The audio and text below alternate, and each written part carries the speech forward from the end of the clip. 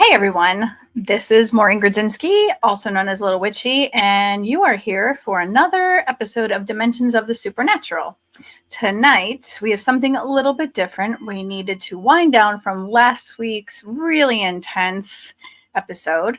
So tonight, we're here for a little fun, a little funny, mostly hysterical, and some really interesting stories.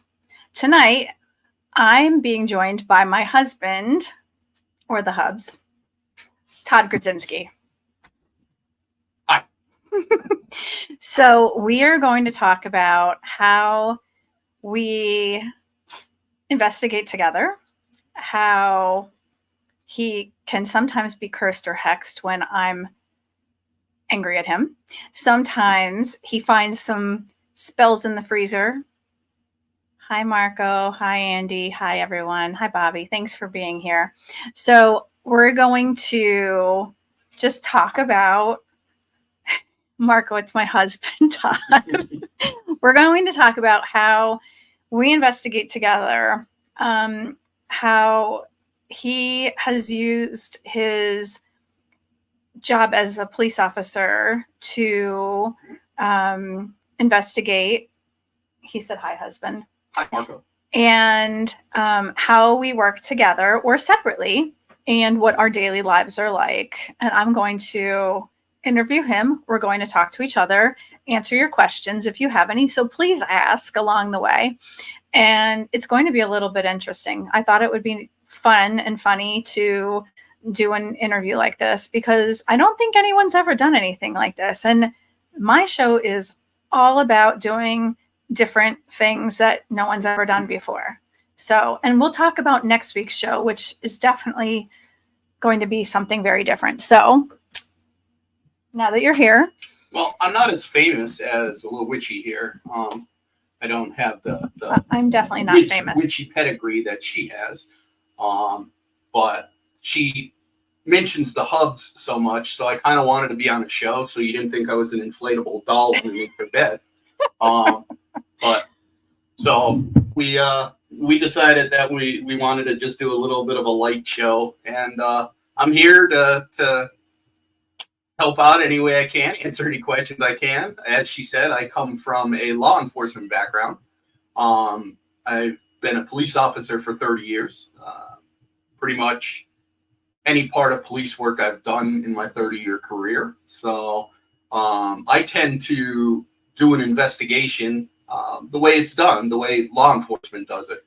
And it seems from what I've experienced to be a little bit different than a lot of people do in the paranormal field. So hopefully I could give something a little bit of a different viewpoint of doing a paranormal investigation. So let's start with this. How is it for you to live with a witch, and how is it different being with someone who has witchy tendencies and has freezer spells where you're opening up and trying to get just a popsicle? Well, the first thing I would say is I wouldn't recommend it, guys, because you can't get away with anything, okay? If you're married to a psychic, throw out the I'm only going down to go grocery shopping and instead you go to the beer kind of routine. That doesn't work, okay? It does not work. She'll know where I am before I'm even there. So that was part of a learning curve because I can't really get away with a lot of stuff. Christmas time is interesting because she usually knows what gifts I'm getting her before I even get a chance to hide them. So that kind of throws a little curveball. I got to be a little more sneaky with that. As far as the spells being in my freezer, I just kind of, they were a little odd in the beginning, to open it up and see a freezing spell on somebody for something. Now I just kind of roll with it. In fact, I move it out of the way, grab my popsicle, pretend it's not even there, and carry on with my day. But the whole psychic thing is, that's tough. He's in trouble most of the time. I am. I'm going to admit it. I'm usually threatened with bodily harm on a daily basis, maybe twice, 3 times a day. So I'm still here, but if I'm ever missing, I'm not saying she's a suspect, but she's a suspect. Yeah. So Ron, he does have, I do have the fake surprise look once in a while. And, you know, I have to go with the flow. I can't say that, you know, I didn't know what was going on, but I try. There are some times though that I have to say, if you end up being around a psychic medium, if they say that they know everything 100% of the time, it's bullshit. So there are times that I really don't know what's going on. Oh, and just another bit of advice: tinfoil doesn't always work because she still reads my mind. So when I walk around the house with the tinfoil hat, it doesn't work. Okay, so any of you guys thinking of doing the tinfoil route, no, it doesn't work. Todd wants to know: have you ever opened the freezer and been scared? No, not really. I mean, maybe the first couple times when I opened the freezer, it was just like, what are these? And she's like, oh, those are freezing spells. And I'm like, what? She's like, yeah, freezing spells. You freeze and people freeze out of your life and negative influences. And the first couple times I was probably like, what the hell am I getting into? But like I said, now it's pretty much routine. It's, you know, check the doors to make sure they're locked. Check the back door, make sure that's locked. Check the freezer, make sure my binding spell's not in there yet. And just carry on with my day.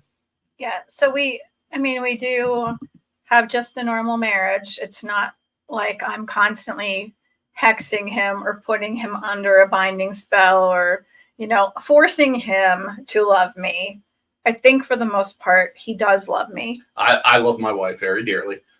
Yeah, for the most part, like even in my line of work, police work, you know, I'm pretty much straight and black and white. And I usually work with coworkers that when they find out my wife's a witch, they're like, wait a second, how does that work?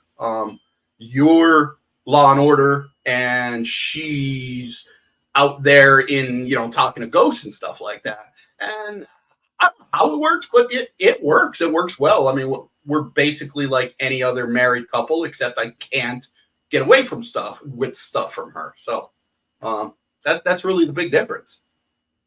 The inside story is true. Andy said cuffs. Cuffs. Fuzzy ones. Fuzzy ones, not the metal ones.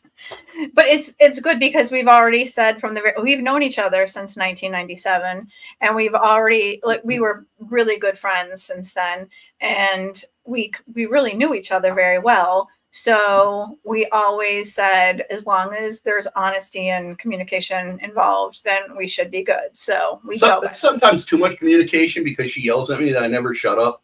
Well, he doesn't shut up, and I don't stop yelling. Yeah, so we're good with communication. Yeah. So let's start with this. You're a police officer, so you investigate on a regular basis. I do. I've investigated everything from mailbox blown up to murder. Literally. So that definitely helps investigating when we go to, you know, castles or houses or cemeteries or wherever we go. I think at the basis of everything, every new criminal investigator, whenever they get into criminal investigation school, one of the very first lessons you're going to learn is what an investigation is. An investigation, by definition, is a search for truth. Now, here's where a lot of investigations go astray, because it's not your truth. The truth isn't your truth. Sometimes it's not what you want it to be. The truth is just that, the truth.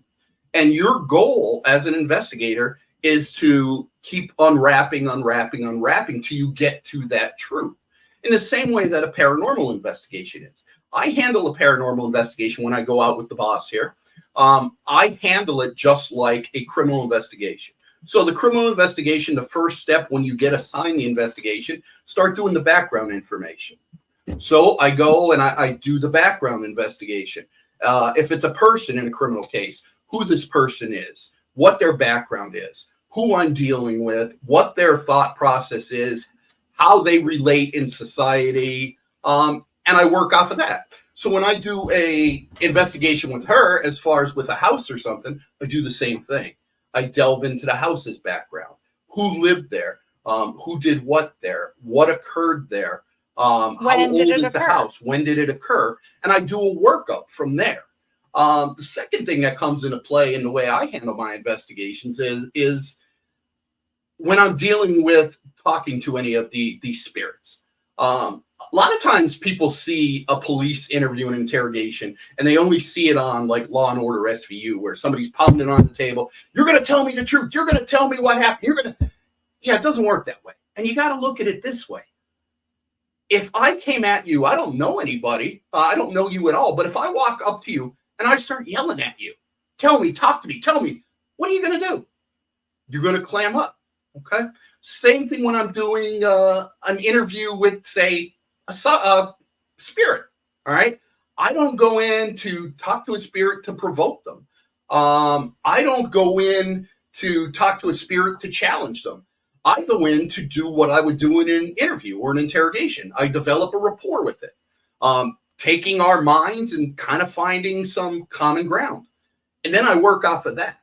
All right. Because you got to think, even when you're dealing with the spirit and you're talking to them, you don't want to go to them. What's the worst thing you remember? How did you die? When did you die? That's not their best memory. If somebody walked up to you and said, tell me the worst thing that ever happened to you, and you don't know that person, you're not going to want to tell them. You're going to be like, this guy's crazy. This guy's nuts. Go away.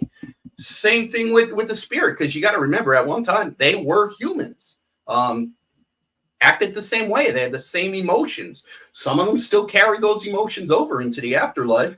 And I try to go ahead, develop the rapport, let them know that, hey, this is something done mutual respect. And a lot of times when you definitely deal with a person, when you develop that rapport, you control the interview. And whether they know it or not, you're taking them down the road that they really didn't intend to travel. Just like an interrogation. Anybody that ever gets into a police interrogation room or an interview room, automatically they think they control the interview. They think that they definitely control the flow of communication and flow of information. But you need to do it. The same way with the spirit. If they're choosing to talk to you, they're trying to say, hey, I'm running the show. But you got to kind of take that control, run the show, get them by the hand gently, and lead them to where you want to go. That's the one biggest pitfall I've seen on some of the investigations I've gone is that a lot of these investigators go in with a preconceived idea. Oh, this place definitely haunted. This place there's this here, there's that here. And the problem is, if you go into any investigation, if I go into a criminal investigation saying this guy is definitely guilty, no ifs, ands, or buts, there's no other suspects, there's no other information I need, he's guilty, automatically I'm going to bias my investigation in the same way that, like, I would investigate, say, a haunting. I don't go in with the preconceived idea, because if you do that, if I want to believe that this is definitely haunted, there's a demon here, in everybody's favorite word, demons, your mind's going to tell you there is, and you're automatically going in with a bias. So I like to go in and just do it like a criminal investigation. Wherever the truth takes me, not my truth, not her truth, the truth. Whatever comes at the end of it is where we go. So do you feel like you were a skeptic before you met me, or do you feel like you've always had an open mind and you were a believer? I think I was more skeptical. Like, I still remember the first time when you told me you were a witch. I hadn't talked to her for a long time. So, well, I got to give you the background story on this. I hadn't talked to her for a long time. So I was doing the single guy routine. I was a single dad. And I was sitting on my porch the one day, and I was just thumbing through Facebook. I think it was one of my days off. Mm-hmm. Thumbing through Facebook, and I get a Facebook message that said something like, hi. Well, it came from her, but it was a different last name that I didn't recognize, because I always knew her by her maiden name, and she texted me or messaged me from her my previous name. So I get highs a lot. I worked for the government for a long time, and I traveled the country training other police agencies. And so I've made a lot of friends along the way. Mr. Witchy.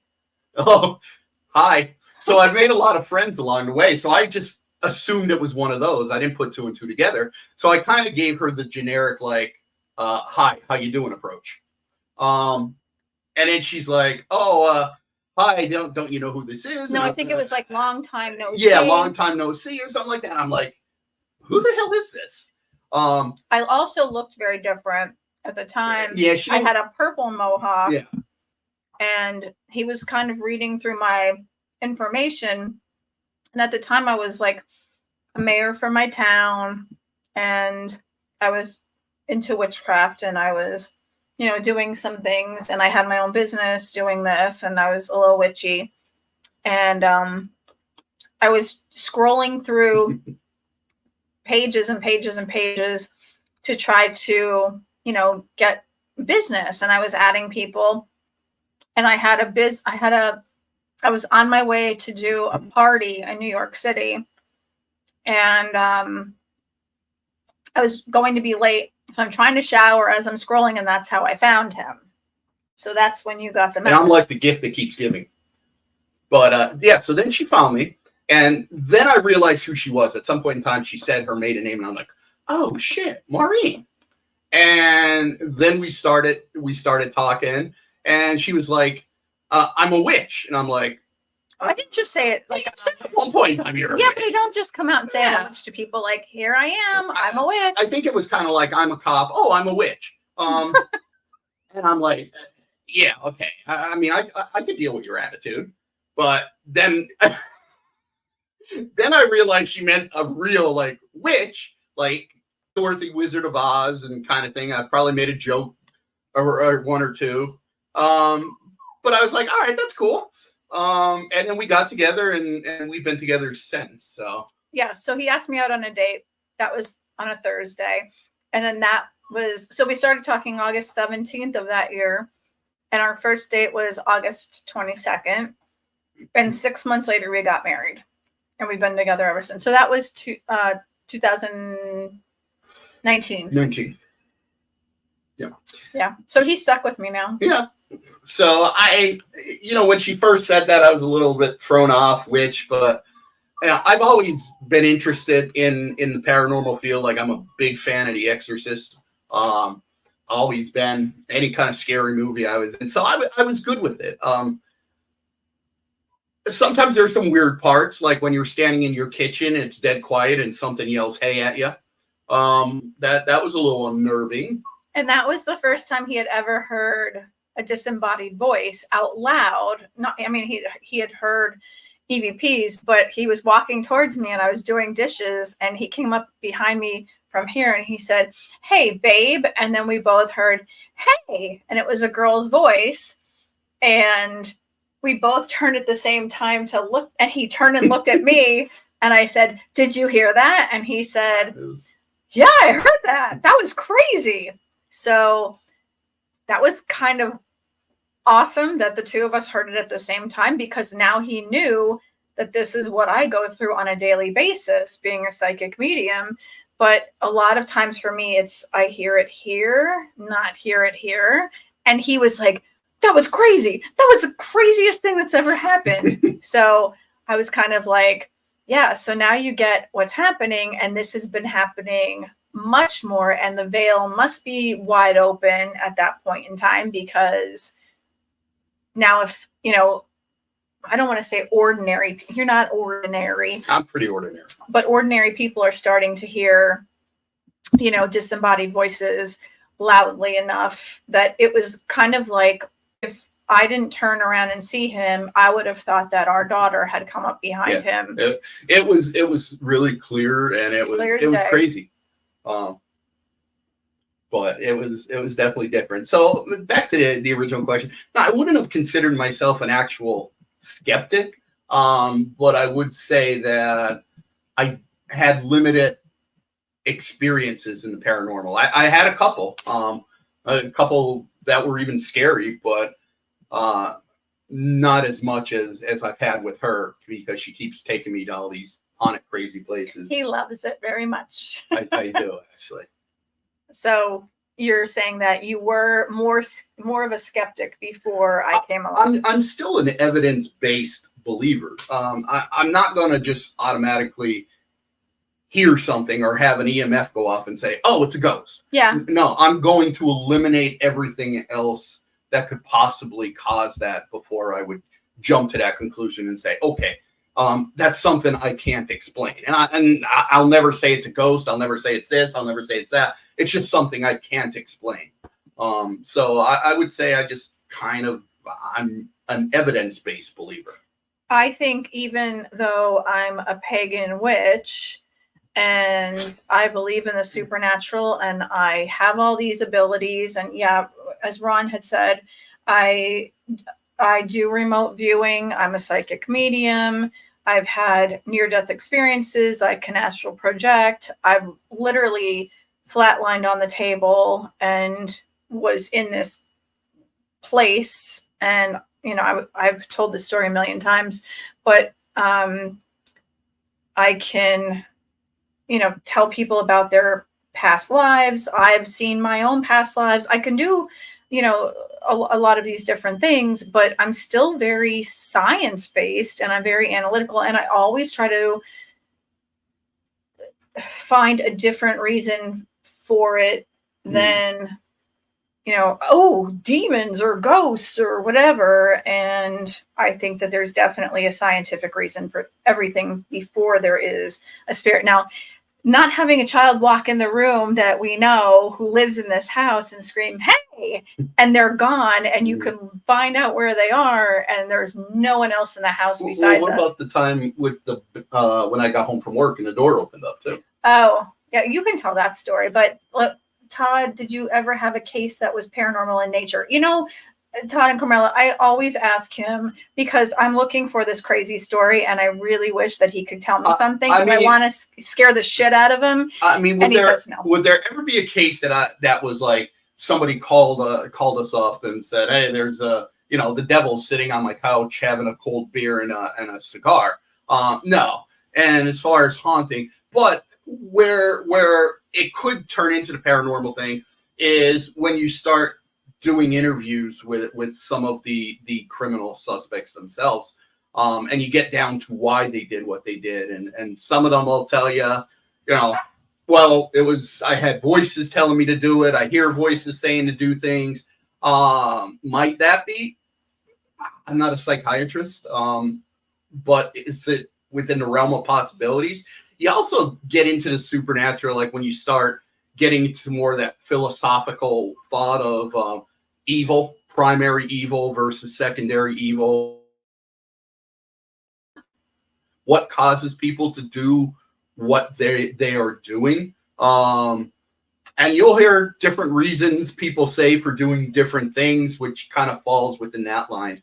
Why you did what you did. I truly believe that there are a lot of people who they seem like they're psychologically having problems, but it's so bad that it can be a possession or an attachment or an infestation or, whatever it is on the meter.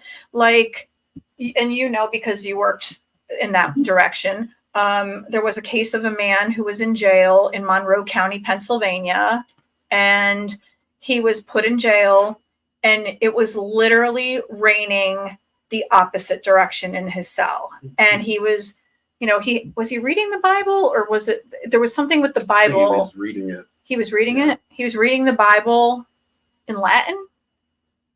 I don't remember. There was something with the Bible. I think they gave him a Bible, and it was raining from the floor up.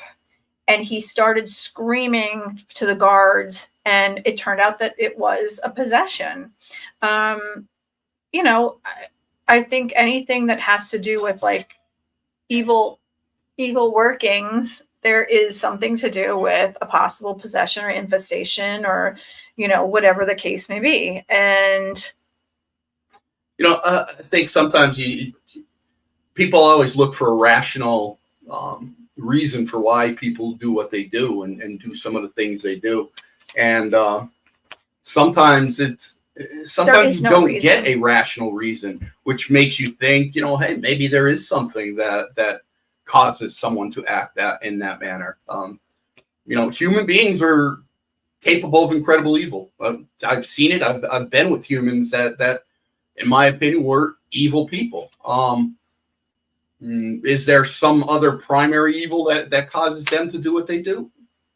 Maybe that's one of the beliefs in it. Have you ever had someone tell you that the devil made them do it, or have they mentioned demons? No, the most I've heard were never specifically any kind of demons or spirits, but I've always heard voices. Well, voices. I hear voices tell me to do it, or I don't know what made me do it. It's just I had to. Something told me I had to do this, or was making me do it. You'll hear that. Yeah, a lot of times. And that a lot of times, yeah. I mean, if something's making you do it, that ends up coming from a demonic entity. I mean, just like we heard last week, Phil kept saying that he didn't know why he was doing it, but he was being forced to do it. And he had a portal in his basement, So I think a lot of times that is something. Yeah, it could be. Very well could be. I mean, you look at that movie, Deliver Us from Evil. Yeah. And that was kind of what I was leaning based towards. On the same theory that I'm saying. What is the true cause of people doing what they're doing? Todd, interesting. You were channeling the same sort of thoughts, not ours, this rotation. Okay. Yeah. That's interesting.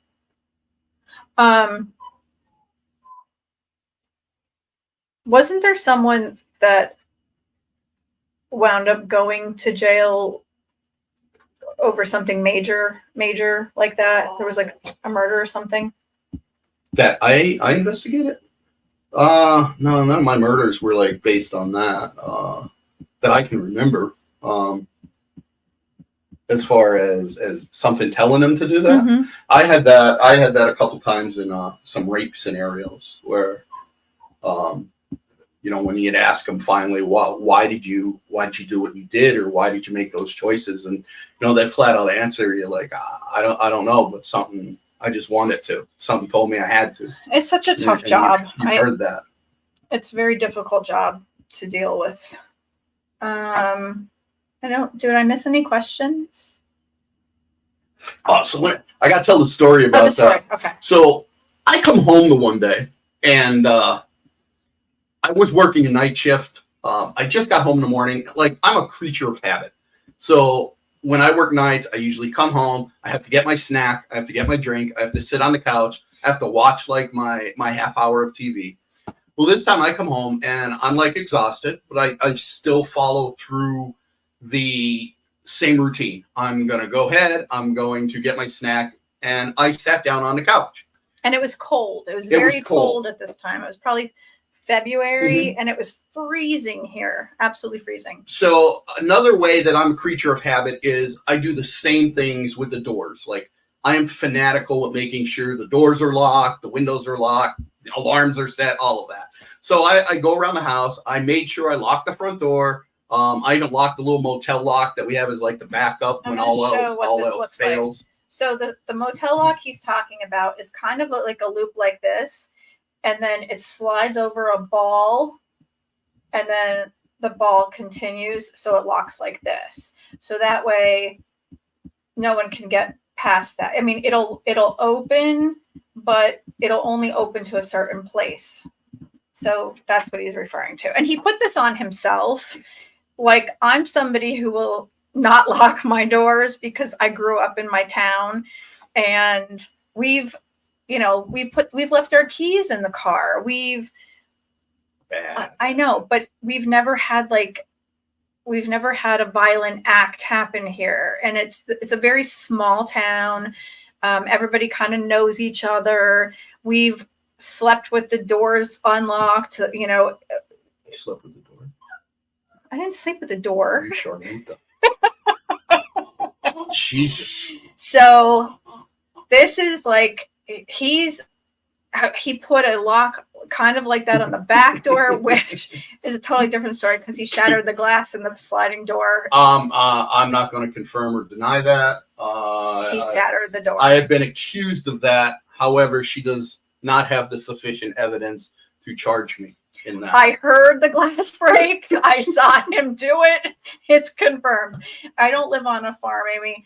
We basically live in a townhouse development that's on like the entrance to like a very they used to call it an affluent development. It's just a mixed area of people, and it was mostly like blue collar, like, I don't know, upper middle class, I guess you would say. But there's like doctors and lawyers in one area, and then there's like upper middle class in another area, Lions and tigers and lions and tigers and bears. Oh my! Now it's witches and warlocks and cops. Oh my! Lots of cops live here actually now. Yeah. So go on with your story. So I'm sitting down on the couch. I'm minding my own business, watching TV. Just did my checks, and all of a sudden, the front door, opens right up, literally opened up, and I see like catch out of the corner of my eye. It looked like a shadow going up the steps. I'm like, what the hell was that? So like now I'm thinking I'm nuts. So I get back up off the couch, check the door again. I close the door, I relock it, and then I forgot to tell her like a shadow walked up the steps and came to visit her. But at that point in time, I wasn't too concerned about it. Till the next day, I was grounded again. He was not concerned with this at this point in time. He said it was a shadow person that darted up the stairs. Oh, something? Yeah. The door, he locked the lock on the knob. He locked the security lock, like the hotel lock. The door was wide open after he had been sitting, eating whatever crappy snack he was eating at the time, probably something filled with sugar. I would let you know it wasn't a crappy snack. It was an oatmeal cream pie. Diabetes boy, you're not supposed to be eating an oatmeal cream pie. So he never came to check on me. This happened, and there was a lot of weird stuff happening. Like super weird stuff happening.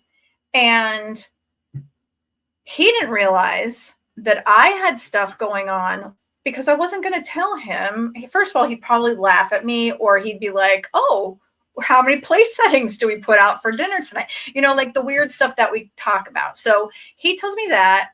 He didn't tell me this until... Right? Yeah, but I forget when I told you. Because when I told you the next thing that you happened. probably started to yell at me, and I tuned you out, and you started to sound this like... is how we work. Started to sound like the teacher from Charlie Brown. Wah, wah, wah. So this is... Okay, so I remember when this was happening. When everyone started seeing UAPs, UFOs, whatever you want to call them. And all of a sudden, the government was shooting them out of the sky. So that was like February, right? I know somebody knows when this happened. Hi, Bobby. Hello, Maureen and Hubs. Hi, Bobby. So was it February? Guys, I know you know when this happened because everyone here is a fan of UAPs. I know somebody's going to answer this. So at that point in time, that's when he saw this. I had already seen shadow people, ascended masters. Like they kind of like, I see the energy and it kind of like hangs out on the ceiling. There were little kids in the basement again playing tag. You talk about the Chinese spy balloons. I don't know. No, this was before that. This was prior to that, I think. And it wasn't the thing in Florida where there was like some big alien ship or whatever in the Miami Mall. So a couple nights later, I sleep on my stomach. And I think I've told you guys this story before for the regulars. So I always sleep with my hands between two pillows. Black-eyed children in your basement? No, they weren't the black-eyed children. I'd never let them in because then the creepy weirdos who are the men in black, they come up with the car and then they try to come in to get them and then something happens to you. That's not going to happen. So I sleep like this, facing him. So he's on the other side and our door to the bedroom is that way. So I'm facing that way. I hear with my ears, not with this, padded feet coming up the stairs while I'm sleeping. So I have a rare disease that heightens all my senses, including my sixth sense and my intuition, like crazy. So now this sound I hear in my sleep, it wakes me up. Not big rats. you're going to understand when you hear this. So it wakes me up, and I literally go like this to look, because at the top of the steps, there's the landing that kind of turns into a zigzagged hall. No raccoons. And when I look up, I'm still kind of bleary, but I know I'm awake, because as soon as I wake up, I'm always with a pounding heart. Pounding heart. I look at him. He's still sleeping. Dogs are looking at the door. Hey, I can sleep through a nuclear bomb. And so, he will. Yeah. So I'll be the one that's left behind, still doing readings, still talking to you guys, and he'll be like sunk into the bed like an implosion. There are these two little creatures, and they are kind of grayish, and they are slightly translucent yet somewhat opaque. It's a weird way to describe it, and I know, and I wish I could show you what it's like. It's like if you took an overhead projector clear slide and you made it grayish. It kind of looked like that. And they look like gingerbread men or girls or whatever. I'm trying to be PC here. Gray creatures. And they're like gingerbread cutouts, but they have a jagged edge, and the jagged edge is pinkish. So the color pink in the spiritual world means psychic abilities. They're holding hands. One's 2 feet tall, one's about 3 feet tall. And when I kind of went like this to look up, I was so exhausted. I heard healing you in this weird, what did you call that? Synthesized. In this weird synthesized voice. And I just went, oh. And I went back to sleep. So there's a second thing. Now, when that thing happened, usually when I'm sleeping and something wakes me up, or I'm watching TV. She's a bear.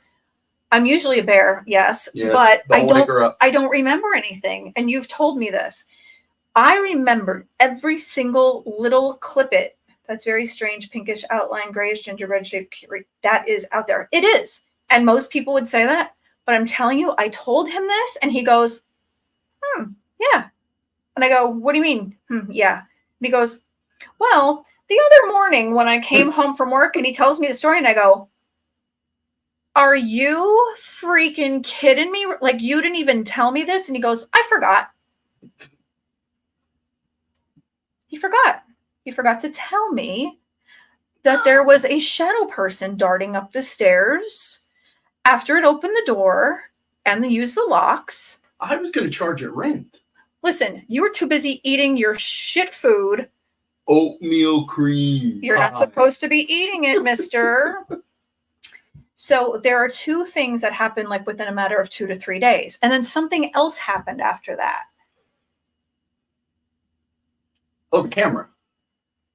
Oh, so all of a sudden I'm home by myself, and we have cameras in every room except for upstairs, because they're bedrooms and bathroom. So the kitchen, I don't know what possessed me. Sometimes I check on the animals, or I like to watch what kind of stupid stuff they're doing. I put the camera on in the kitchen, and there's this thing that's kind of like this. Where is it? Okay, so it's going like this and like bobbing around. So I'm thinking it's like cobwebs. I'm not real great at like cleaning cobwebs in my house. So I'm watching this thing. I thought I had to give a list of things you weren't great at. Listen, we're not going to go there, because then I'll start with you. So it's bobbing around in this camera, but it was weird because it's like in different spots in the camera. The dog sitting in the kitchen just staring. And then he looks at his water bowl and he doesn't look happy. Then he comes flying up the steps and jumps on the bed, and he's a husky. He sits in my lap, and he's now like, I don't have floaters. No, I've been checked. So he's really freaked out. And I turn the camera back on again. Now it's kind of like in the middle, and it's getting bigger. All of a sudden, this thing goes like this, stands up, turns, and looks at the camera right directly at me. I take a picture of this thing. It is the epitome of what you would think. It doesn't want me to talk, but the epitome of an alien that's kind of like, I don't know, it had translucent things. You could see a heart, you could see ribs. Yeah, it was a weird looking thing. And I have this picture, so if anybody wants to see it, you can always send me a message. It had the big eyes that are like hollowed out. It had the 2 dots for a nose. It has the mouth. It had hollowed out cheekbones, and it had the big bulbous head. It was huge. It had to have been, all right, our ceilings are what, 9 feet? 10 feet? 9. So it had to have been like 8 feet tall. You could see the shoulders, the ribs, I guess it's a heart. I don't know. Do they have a heart? It looked terrifying. Not only was that thing in the picture, there was something at the dog food or the dog's water bowl, which is why he was freaked out, that looked like a space caterpillar that was like, I don't know. Probably, yeah. I don't know, bigger than me. Had to be this big, that had dots, like small dots, big dots, and it was like a big worm drinking out of the dog's water bowl. I'm telling you, I don't know jack shit about technology. I couldn't make a poster, video. I mean, StreamYard I figured out by myself. I mean, that's kind of basic, I guess. But to try to like AI, I don't know how you do any of this stuff. You can ask anyone I know. My son makes his own YouTube videos and cuts and edits and puts weird stuff in and makes it funny. And he's created this amazing page and he's got amazing followers. But we don't know how to do this. I have to have our daughter program my cell phone when I get a new one. So that'll give you an idea of how technologically advanced I am. I'm lucky. I know how to use my cell phone. I can program the clock on our microwave when the lights go out. Other than that, I can program the screen in my truck. Yeah, it was weird, and like I said, I'm an evidence-based guy. I've always been, but this was something that could not be explained with normal reasoning and thought process. So. Maybe techno people. I don't know. By techno, do you mean like glow sticks and raves? This was freaking weird. And I'm telling you, so now there was that thing, the thing that was drinking out of the water. There was, the duo that was in the hall trying to heal me. Whatever he saw, this was all in like a matter of 4 days, 5 days. I did a meditation and suddenly I was on a medical table with a bunch of things standing around and every single one of them looked different. They were different colors. They were different sizes. They were different shapes. They had different personalities. It was kind of like having aliens that were all different ethnicities. That's the best way I can describe it. Some were funny. Some were sarcastic. Some were weird. The thing drinking the water, the dog water, that was bizarre. I didn't realize that they had their own pets. I mean, I don't know if he walked his dog into a different dimension. That's what was weird. We make great pets, like that porno for Pyro son. Oh, Jesus. So yeah, I don't know, but that one particular week was really, really messed up. And then shortly after that is when we heard the hay in the kitchen. So I don't know if you're now being introduced into that world.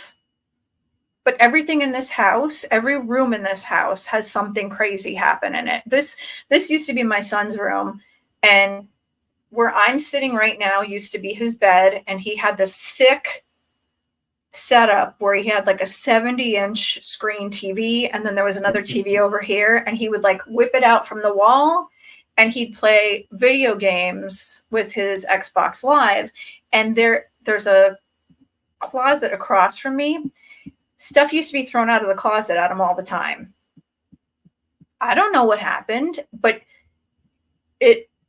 I mean, he's got abilities, and some of them are really strong, way stronger than mine. And he'd be like, "Mom, there's stuff being flung at me from this closet, and you need to take care of it and get rid of it because I can't stand it anymore." But he could have done that. Instead, he just closed the curtain that was over it.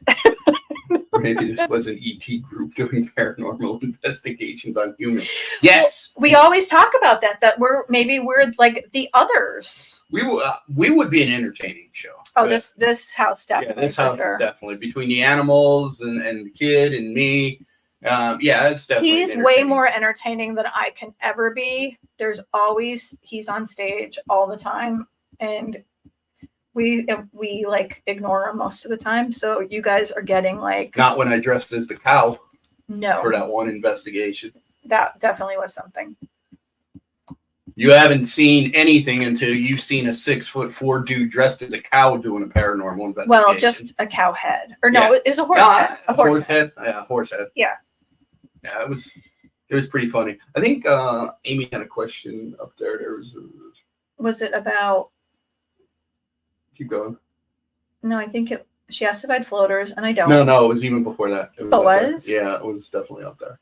She said something about us playing nice. We don't do that in this house. Play nice, shit food, blanked it out, or it was erased. No, keep going. No, I think we got everything. Oh, keep going.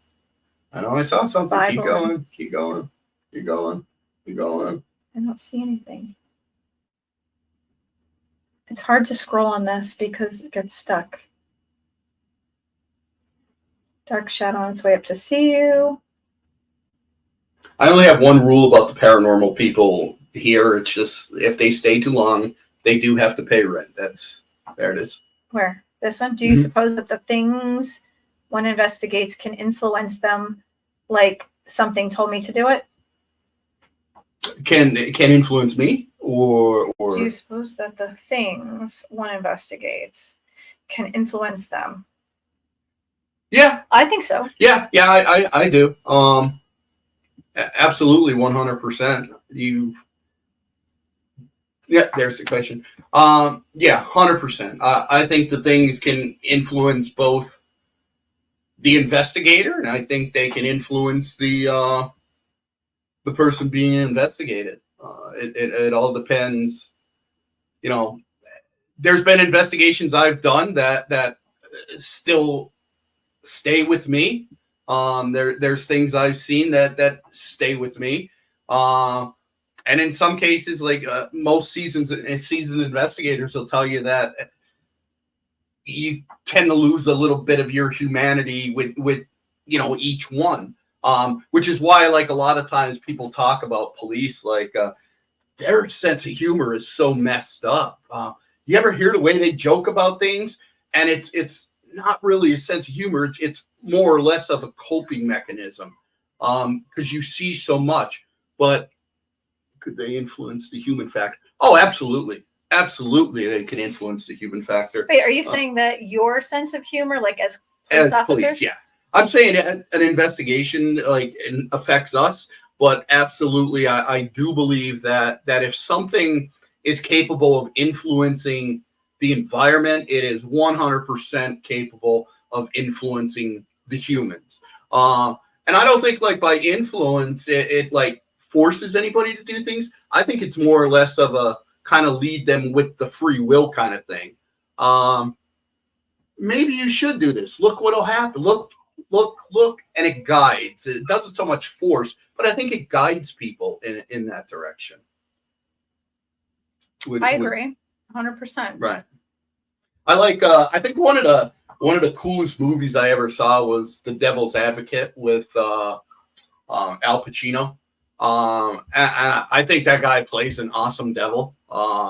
I would probably follow him if he was a devil because he was that convincing. He was. But how he did things in that movie, he never forced anybody to do anything. No, he changed somebody's face. Right. In fact, what he normally said was something to the extent of free will. And I can remember his speech at the end of it. Look, don't touch, don't taste, don't swallow. He sets the rules up and opposite. And I think really that's how a lot of the influence that otherworldly beings do. I think that's the road that they play. It's not forcing, but it's kind of just guiding. Same way that I do an investigator, grab them by their hand and take them down a road they don't want to go, such as confessing to something they did. I think that's generally the route they do. Take them by the hand, guide them down the road that they wanted to do. Well, that's even like when somebody says, "Ooh, there's a hot guy." Well, you could look at the menu, just don't eat from it. Listen, I'm like the whole freaking restaurant here. Listen, we're not talking about you. You don't gotta look at the menu. The whole restaurant is right here. God. You go out get Taco Bell when you got Roots Crisp sitting right next to you. Roots Crisp? Yeah, crisp, whatever it is. Do they use symbology or certain sounds to imprint thoughts, ideas, or images in the human mind in lieu of actual words? Okay, so are you talking about the alien-esque things that we saw? Because they were each different. Or are you talking about the demons in the hall? The demon in the hall. The husky in the hall. Okay. Do you want to let them in? I mean, just open the door and put the fan on because I think you're getting hot. I am hot. So the alien-esque kind of things that were here. The one in the kitchen, there's something that made me turn on the cameras. So I would say that was like here. The thing that opened the door and darted up the stairs, that was more of a I'm just here and I'm doing what I want kind of thing, because you didn't get anything like here, right? I didn't even know about that. The things that were in the hallway,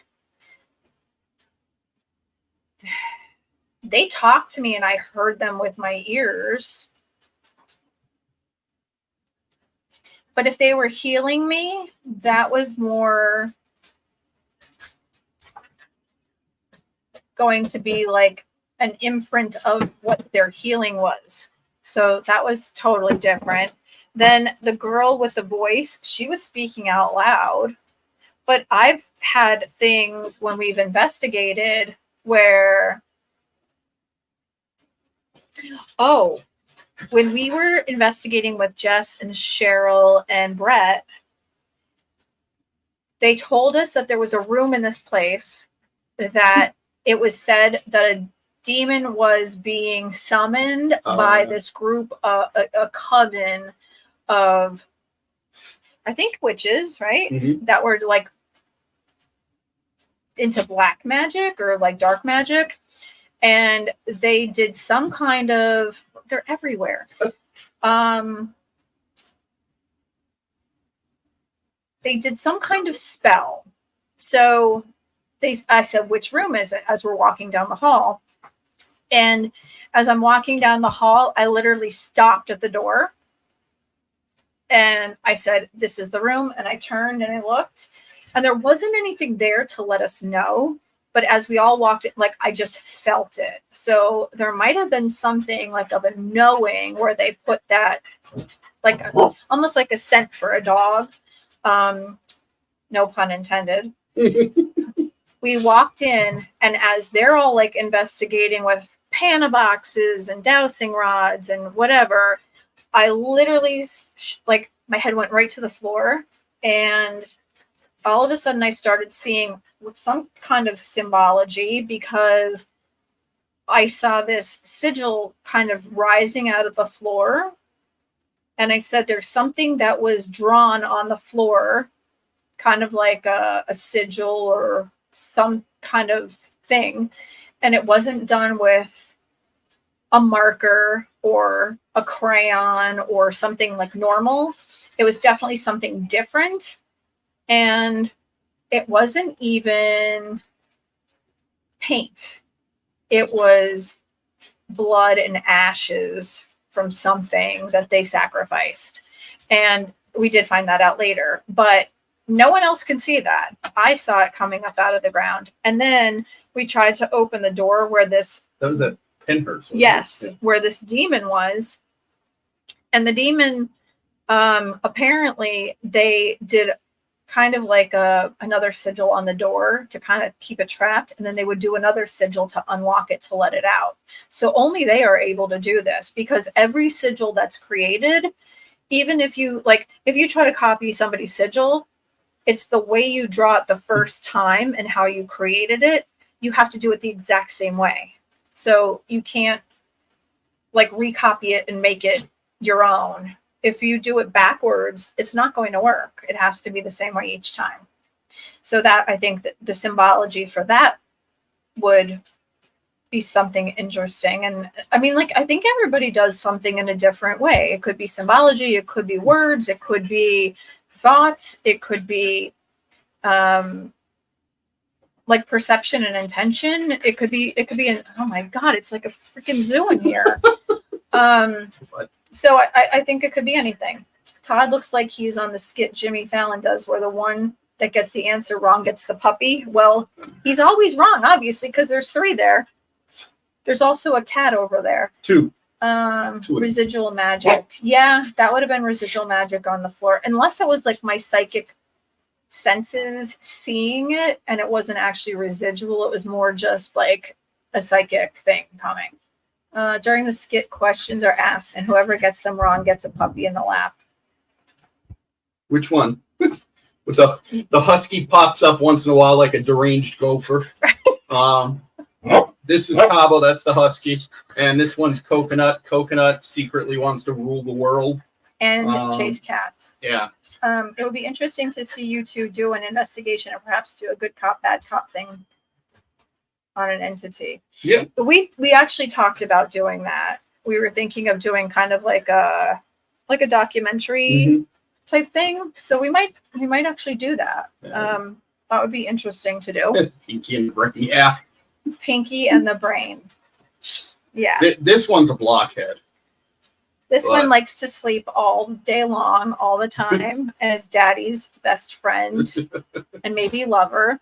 This one, he's just a sweetheart until he sees a cat. The other one is mommy's buddy, and he has to be full attention all the time. So, all right, what are we going to talk about next? Whatever you would like. Well, let's see. This is your show. I'm just a squirrel trying to get a nut. I know. Amy wants pictures of the aliens, but I'm not going to be able to do it until after the show because I can't concentrate. Yeah, Amy, it was strange looking. There's not a lot of things that I've seen that I can honestly say was weird. That was weird. That was really weird. And that was one of the things that I really do remember. So it was messed up. I mean, I've seen a lot of crazy stuff, but this was, I mean, like, I've pictured this. I've seen other alienish type things. This was, I mean, I think the caterpillar-y type thing, that was weirder. The other one was just kind of creepy. Like, it creeped me out thinking that something that looked so angry, stop barking, or you're gonna have to go in the corner. The other one was just really angry looking and looked like the typical, like the gray, and was in it to hurt somebody, I think. Now I must have gotten a question wrong. Yeah, so I mean, and anybody could probably have these things in their house and not even realize it, because I think that they could probably morph into the wall, like blend into the wall. It's definitely not inconceivable that we have a couple things in this house, just because we collect like eclectic stuff. The supernatural world. She has exorcism, Catholic exorcism kits over there. Over on that side, there are, what are those things? Sick call? They're actually considered to be last rite boxes. Last rite boxes. She has old. If they weren't here, I could actually start showing you guys. She has old Ouija boards and everything. And I collect I don't use them though. I do not use them. They're from like 1903, 1913. They're antique Ouija boards. I have not touched them. And I collect antique Native American war clubs. So I have war clubs that date back to the 1700s. In fact, I have one downstairs that you get a bad reading from that one, right? Yeah. That she won't even go near. So it's definitely conceivable that because of what we have in this house, that we get visitors here and there, and that's cool. I mean, I like visitors. I like interacting with all different kinds of people, live or dead. But like I said, if they just stay too long here, then they got to pay rent. That's the only cardinal rule. We have like I have a little. Todd buys me lots of cool stuff for Christmas. There's a vial of Dracula soil from Dracula's castle. I have a taxidermy bat that is hanging inside of a cage with a light. His name is Rolf. What else? Your witchy altars are all here. Yeah. We have really cool books too. There are some that are very old. I even have a book from the sinking of the Titanic. It was printed like the day after. And because it's so old, I don't know how a lot of people are with like then they picture inside the actual page, like to be printed on it. So what they had to do was they had to print a picture, they would cut it out, and then they would glue it inside the book, which is really awesome. What do ghosts use for currency that is acceptable to humans? Blueberry pie. Booze. Listen, I'm not hard to get along with. And whatever they want to give, that's cool. We can barter. It's by donation. Yeah, we can barter. What's that? The book with the Maleficarum, is that Hammer the Witch? Yeah, is that the book? That was from Salem. That's how to find a witch and all that. I'm trying to show you guys like some of the cool stuff that we have here. Like, what do you think is the coolest thing that's up there? I don't like that. Oh, the picture that you printed for me. Yeah. So there is a jail. It's an old jail in Jim Thorpe, and Jim Thorpe is a very old town close to us. They have a train that kind of it'll take you on a ride back and forth from one place to another. It's like, I don't know, if you drove it, it would be 45 minutes. Mm-hmm. Where I lived for a short amount of time, there was a train derailment, and 118 people were on the train at the time, and many people perished. Their arms and legs were chopped off because the train flipped. And when that happened, it was in my other home's backyard, and that house was extremely haunted. They were going from, they were actually on their way home from choir practice. And this town is exquisite. I mean, it's little tiny shops up and down the street.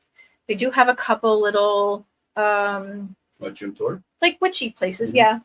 Yeah. It's really beautiful at Christmas. They decorate everything in, pine and I love Christmas. Yeah, he's a big Christmas lover. Mine is Halloween, but they have an opera house there where they do some really amazing things. At Christmas, the train will actually run back and forth from this place to this place with Santa, and the kids all get an ornament. Halloween, they do something huge. St. Patrick's Day, it's like the second biggest St. Patrick's Day parade. But this town is amazing. They have 2 mansions, Asa Packer Mansion and what's the other one's name? I forget.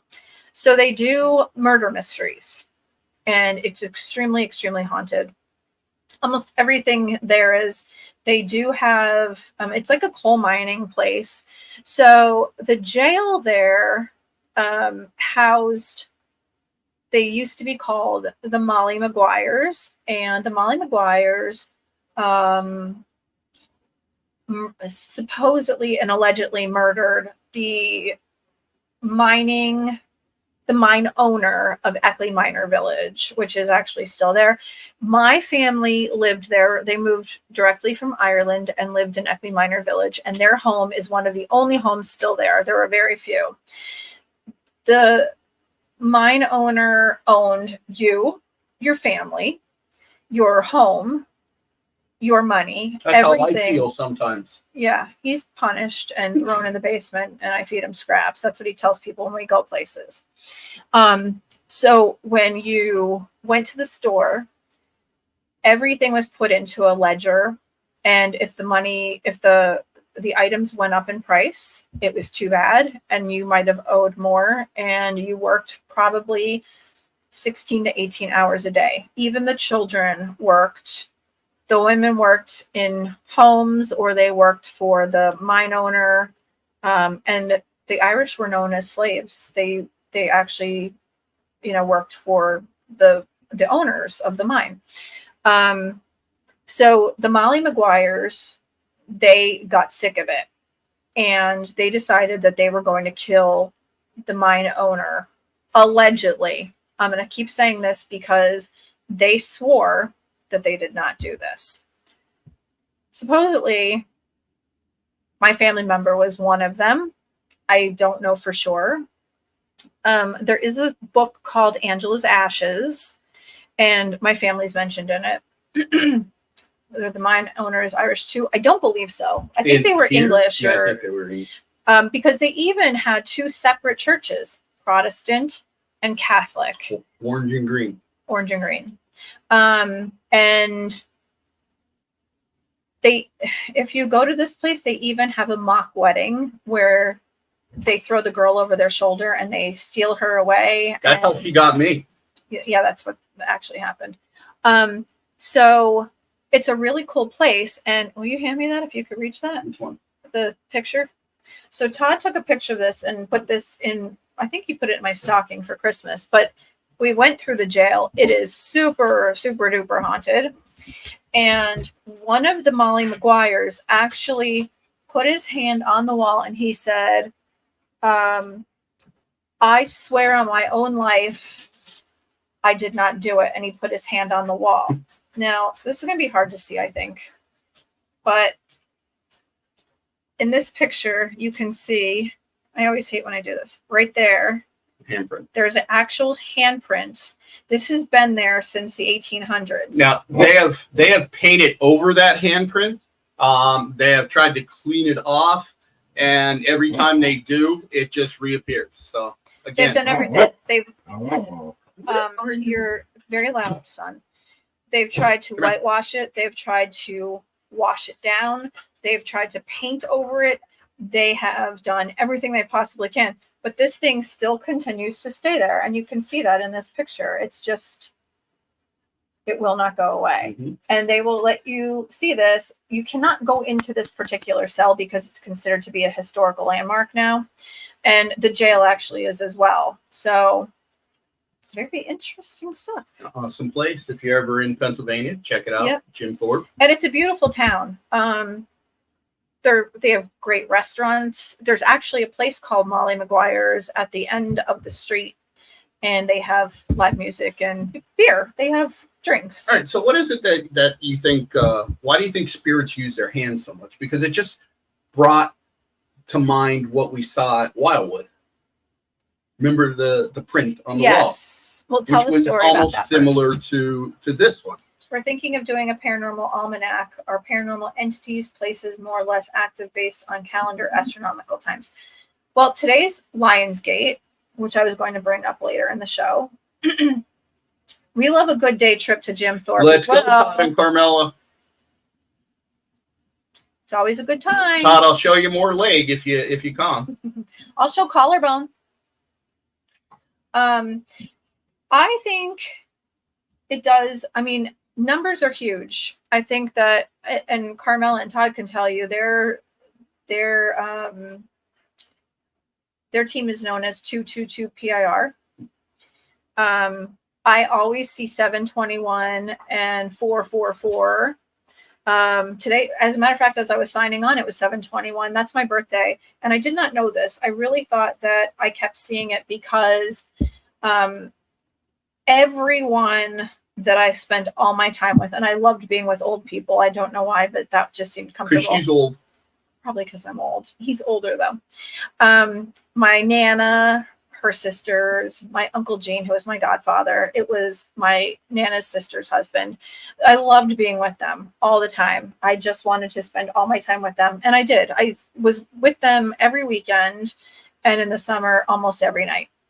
Oh my gosh, that's my birthday. So I thought because I saw that, they were trying to tell me that they were with me and that, I mean, I see it on the clock all the time. I see it on everything. So I thought that after they passed away, I kept seeing it all the time. So I had a client and I was doing a reading and she said, this is what I see all the time. It's my birthday. And I looked up the number and I said, well, this is what it means. So I thought, maybe it's more than just that. So when I looked at my birthday, 7/21, it actually was the universal number for I love you, which made it even more special. So check your numbers and see what you're seeing. If you see something a lot, 3 numbers typically would be an angel number. 4 numbers would actually be an ascended master number. But it doesn't have to be like 111, 222, 333. Those things, if you're thinking of something and you need guidance or whatever, and you think of something and that number comes through for you, check online and see what that number means, because whatever you're thinking of at that moment, it might mean that your angels are with you at that moment, or they're supporting whatever you're thinking of doing, or, they want you to understand that there's going to be abundance coming with that number and whatever you were thinking about. Maybe you were thinking of, I don't know, opening a business and 444 comes up. That means your angels are supporting you and around you at that moment. My boot camp company was 922. Then my ship hole number was 9. I always look out for number 9 and 2. That's huge. Yeah. I mean, if you keep seeing that a lot. Well, we've got lots of abilities. I don't have any kind of skills, abilities like this one's like Snow White. He can walk out on the deck and go like this, and like deer will come out of the forest and eat granola out of his hand, and then he'll have birds up the other arm. Like, animals love him. He's a super huge empath, and he's got great intuition. He almost got shot, and the guy that he was, he stopped in the car. They had mounds of guns in the back seat, and they were reaching in the back to pull out guns to shoot him right in the face, and he stopped it from happening. Yeah, so that, I call it my cop sense. I think any good cop has some bit of intuition, or I call it your survival instinct that kicks in. So what she's talking about is several years ago, I was doing drug surveillance on a place, and I got done doing my surveillance. I was getting ready to clear out, getting ready to go home for the night, actually. And where I was doing surveillance, it was a dead-end road that had a cul-de-sac. So I started to drive down to the cul-de-sac. And as I was driving down, I noticed I could remember the car. It was a gold Pontiac Grand Am, literally sitting in the middle of the cul-de-sac. So I'm driving my non-police vehicle, the unmarked one, basically a burgundy Crown Victoria with like 4 antennas on it and black wheels. It screamed cops from Mars. So these people knew I was a police officer. I was in plain clothes. So I went driving down to them, and the first thing I noticed is they started to get what I call copitis. Kind of like if you don't make eye contact with the cop's not going to see us. We automatically become invisible. Actually, that does the opposite, because we think, oh, something's not right here. So as they're trying to pull away, drive facing me, I'm driving down. I noticed their inspection was out. I'm in plain clothes. I don't care about the inspection, but something in my gut was telling me something's not right here, Todd. So I decided, well, I'm just going to stop on the inspection and see what the hell's going on. And if nothing else, I'll send it over to the uniform guys, and they'll get a couple tickets out of it. So as soon as I lit up my lights, I pulled this car over. As soon as I got out of the car, I kept hearing a voice basically saying, something's not right here, Todd. Something's not right. Something's not right. So when a police officer stops a car, we do something. It's called a Terry frisk of a car. And all it is dividing the car up into sections and visually looking into those sections. Are there any people there? Are there any threats there? Anything like that? So I get up to the trunk of the car, and as I'm approaching this car, that little voice inside of my head is screaming louder again. It's saying, something's not right, Todd. Something's not right. So I clear the trunk area. The trunk is latched. There's nothing there. I get to the back seat area of the car, and what I noticed in the back seat was a giant mound of laundry, like clothing. And I mean, that's not normal, right? How many of us drive around with a whole bunch of clothes piled up on your back seat? So I'm shining a flashlight in there, and as I'm shining my flashlight down there, I could see sticking out from the clothing what looks to be the muzzle brake of an AR style rifle. So as I'm doing this again, my voice is screaming in my head, something's not right, Todd. Something's not right. Something's not right. I'm still waiting for my backup, but I already made contact with this car. So then I move up to the driver's portion, and there was a girl driving. There was a male passenger. As soon as I got to the driver, I normally have a standard spiel. You know, my name is this. I'm from this agency. The reason I stopped you, is there any justifiable reason you did it? This time, for some reason, the first words that came out of my mouth were, are there any weapons in this car? As soon as I made the statement, are there any weapons in the car, the guy who was on the passenger seat quickly turned around and he stuck his hands underneath the clothes. I use this as a teaching point because from that point forward, I basically ran on autopilot, and I just did what I was trained to do because I don't even remember doing it. I took the girl who was driving, I pushed her head forward to the steering wheel.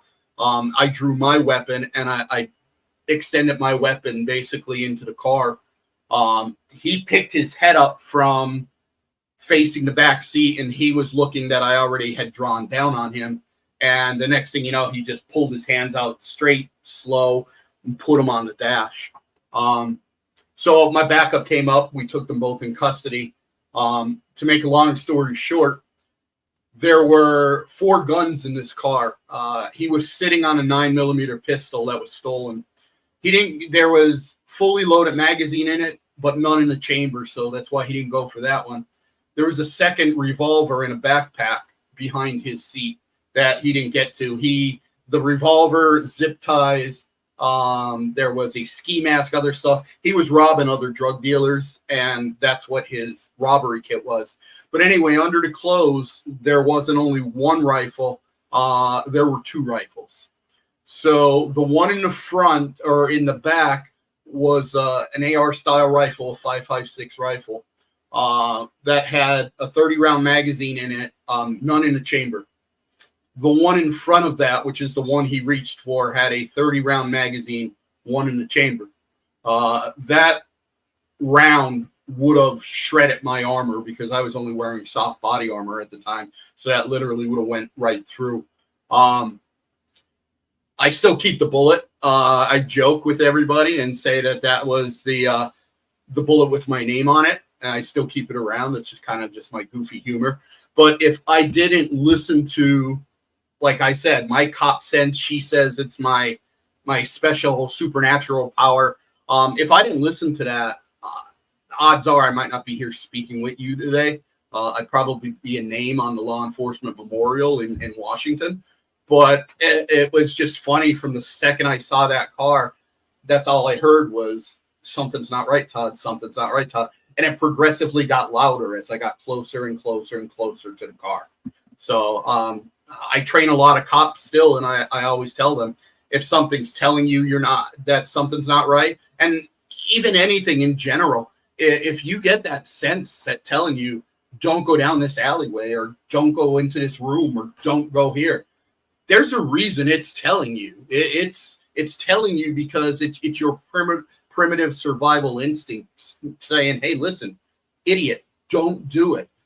If you ever get that voice and you ever get that feeling, please listen to it. That's the best thing I can tell you, because we're complex machines, and that system to me is never wrong. And that system to me is why I'm here talking to you today. It's actually your spirit guide. Or my spirit guide. My spirit guide ran away 25 years ago, said, no, we're out of here. Nothing's going to keep this guy safe, so we got to go. But it's something that is innate to, I believe, all humans. It's just your sixth sense. But if it goes off, trust me, believe it. Whatever it's telling you not to do, don't do it. It's counterproductive. We've all had that happen. Yeah. I was driving my son to daycare one day, and the lights were flashing at an intersection, and I thought, great, this is going to be one of those days. And I took him to daycare, and as I was driving down I was taking college classes at the same time as I was working, and I get down to this area where we had both gone to college. And there was a one-way, and I was driving down the one-way, and then there was a one-way coming this way. And I see this woman flying down the street, and the light was out at this intersection. And not only did I marry a cop, but I was friends with a lot of cops, and I knew, just so you know, because I don't think they teach you this. I'm not a badge bunny. I'm very intimidating, and I have a very big personality, so I need somebody to go with the flow. Taser. I'm going to tase you later. So when you get to a light that's out, you're supposed to treat it as a four-way stop sign, right? Yep. People don't know that. So this woman's flying down this one-way street, and I'm going the opposite way. I stopped at the stoplight. I started to go through. She still comes barreling down the street, and I just have one block to go, and then I'm going to make a right and then make another right and go to a parkade. She comes barreling down the street. She's looking this way as I'm coming this way. Why would you not look to see what's coming? Mm-hmm. She slams into my passenger door and sends my car spinning. Now, everything told me not to go this way that day. For some reason, because the lights were out, I didn't even know that they were going to continue to be out that far into this drive. And I thought maybe I should go a different route. Maybe I should have not gone to school. That something was telling me. It was my first day back after spring break. Luckily, my son was not in the car with me. And you might have seen her spring break video. It's called Girls Gone Wild. That's not true at all. That is not true. Terrible. So the car continued to spin through the entire intersection, hit everything in its path. The steering wheel just kept spinning. It didn't even stop. Like, you know how you turn your steering wheel and it gets to a point where it doesn't go any further? This kept spinning. So there was nothing left to it. It snapped the axle, everything. It actually slammed into a brick building, and my head whipped back, and I passed out completely. Luckily, I was running a grocery store at the time, and see, they're all laughing at you, which means they're laughing at me now. Luckily, an ex-boyfriend from high school, his dad showed up to fix the lights.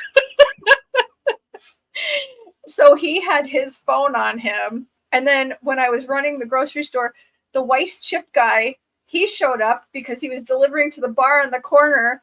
The two of them were trying to help me. The lady was just adamant that her husband was going to kill her because she just bought that car and drove it off the lot the day before. Meanwhile, I have nothing to Just on a side note to that, if that happens now with the car you just bought and drove off the lot today, don't come home. Because my husband will kill me. Do not come home. And these poor men, I felt, I was in serious pain. There was a lot going on, but they were trying to give me their phone. I couldn't think of a single phone number because that's at the point where cell phones were starting to be used, but I couldn't think of any phone numbers. I couldn't think of where I was who I worked with, like nothing. I couldn't think of my parents, where they were at, what they would do. I just didn't know what to do at that point. I was literally walking around, and my father worked in a hospital at the time as an electrician, and he heard that there was a major accident, and he immediately thought of me. I don't know why. So he checked. Anybody that's been in the car with her, you'll know why. You'll know why. You're a horrible driver. You are worse. You are way worse. You are like road rage Rebecca. No, I am not. Babe, you're doing 95. He said he took Lights red, babe. Lights red, babe. Lights red, babe. He took driving lessons to be a cop, so like they can figure out how to turn, like to get around the corner. Don't ever listen to them. Don't ever listen. Never. Amy, you're right. There's gonna be. Where's my? What are you looking for? My little. I can't find it now. What are you looking for? My kettle. Your kettle. My cauldron. Right there. Get it ready. Heat it up. It's all going in there now. But that's how things work. Like, I did not listen that day. And I'm telling you, that day was a day that I decided I'm going to start listening to my spirit guide. You need to calm down, mister. Calm down and like start really, really listening and focus on the voice that talks. He's not talking. So just pay attention, because it is I say it's spirit guides because I've met mine. He thinks it's intuition because he thinks, I don't know, do you think it's bullshit? No, what? Spirit guides? No, I don't think so. I've never guides. personally encountered mine, so I just assume it's intuition. It's as some of us will call it, our spidey sense, and that's, it's something. It's something. Todd and Carmela say that they're commiserating. Thank you. I'm when I finally retire from law enforcement again, I was thinking about that maybe as a side gig. What No, being a ventriloquist. I have lots of little friends. Hi.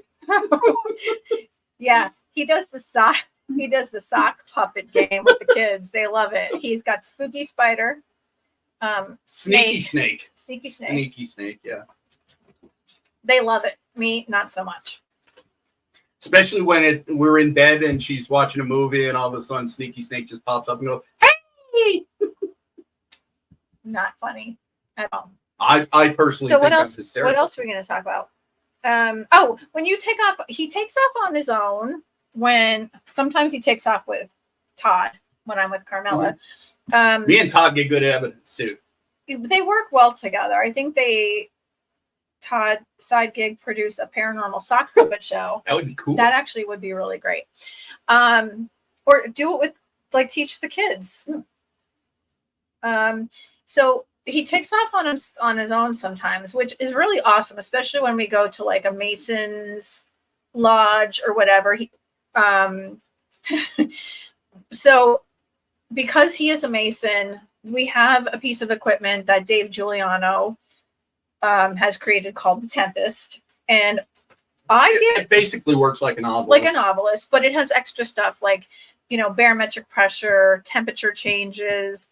It can speak in phrases. So he'll take off with that. Now, when I use it, I've used it at home, and it gives me like freaky things. So it'll say like, "You are the one, let us out." What else did it say?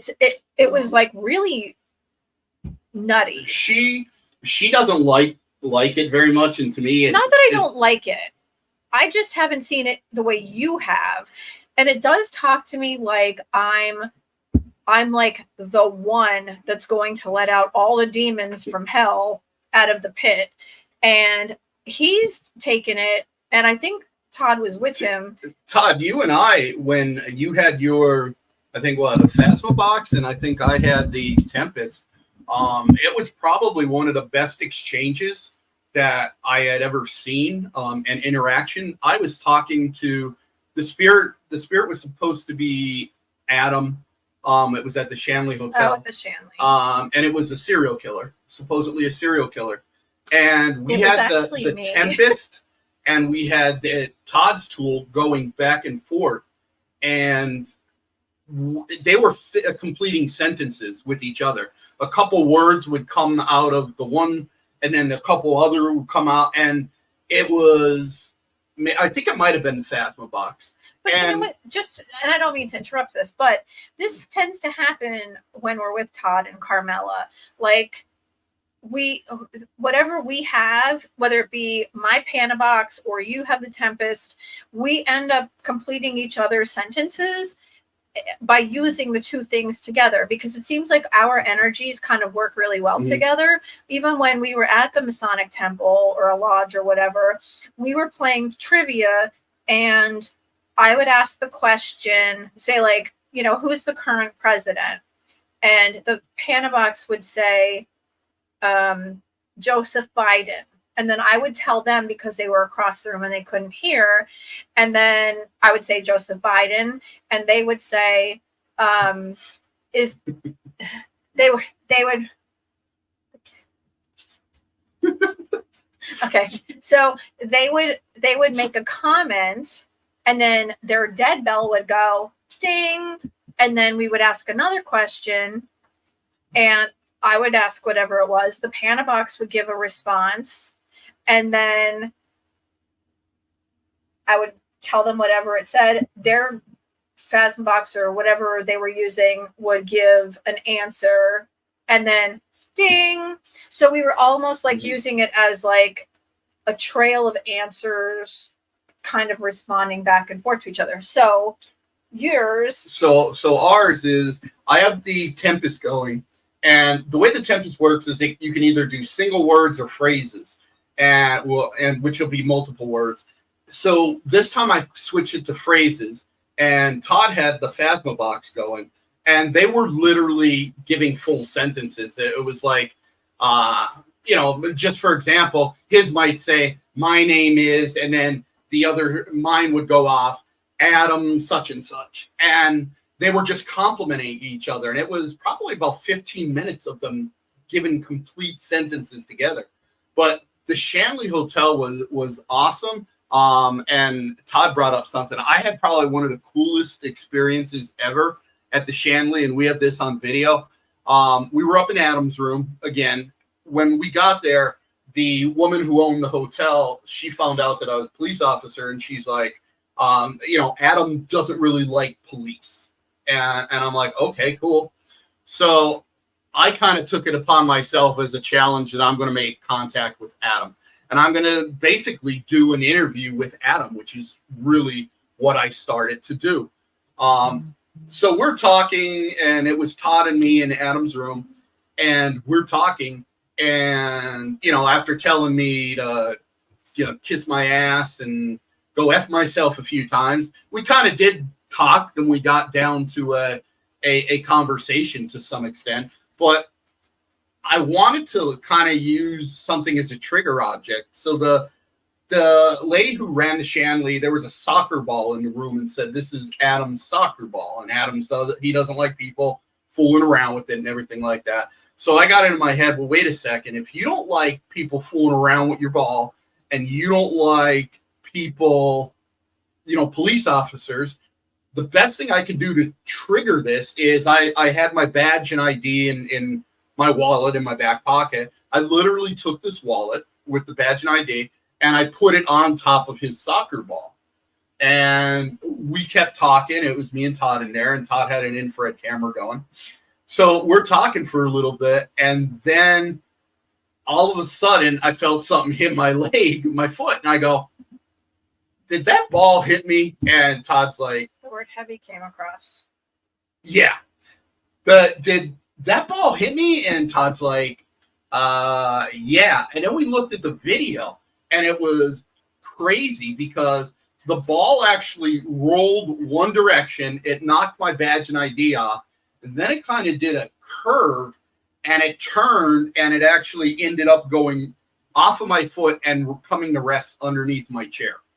And we had it on video. We still have it on video. Yeah. And I thought that was like the coolest thing that I had ever seen, because there was no way, like if the ball rolled in one direction, I'd say tilted floor. We tested it. We played with it the whole way to try to recreate this. We jumped up and down. We tried to see if another ball would roll the same direction, or if that ball would roll the same direction because of the way the floor tilted, or if it was on an angle. Nothing. And it wouldn't work. We could not recreate the curve and the direction that ball took. And to end up under my chair, hitting my leg, with my badge and ID on top of this ball. I thought that was the coolest thing. But that was definitely one of the more freaky experiences that I ever had. And I've had a couple with her, like Wildwood, the footsteps. The hand. Yeah, the handprint and the footsteps. But I was so tired, I basically told whatever was walking up and down the stairs in the hallway, listen, if you're going to come in, just come in. If not, then just they don't know what happened. So to preface it, Todd and I were threatened by a spirit that was a doctor, and he was not a nice person.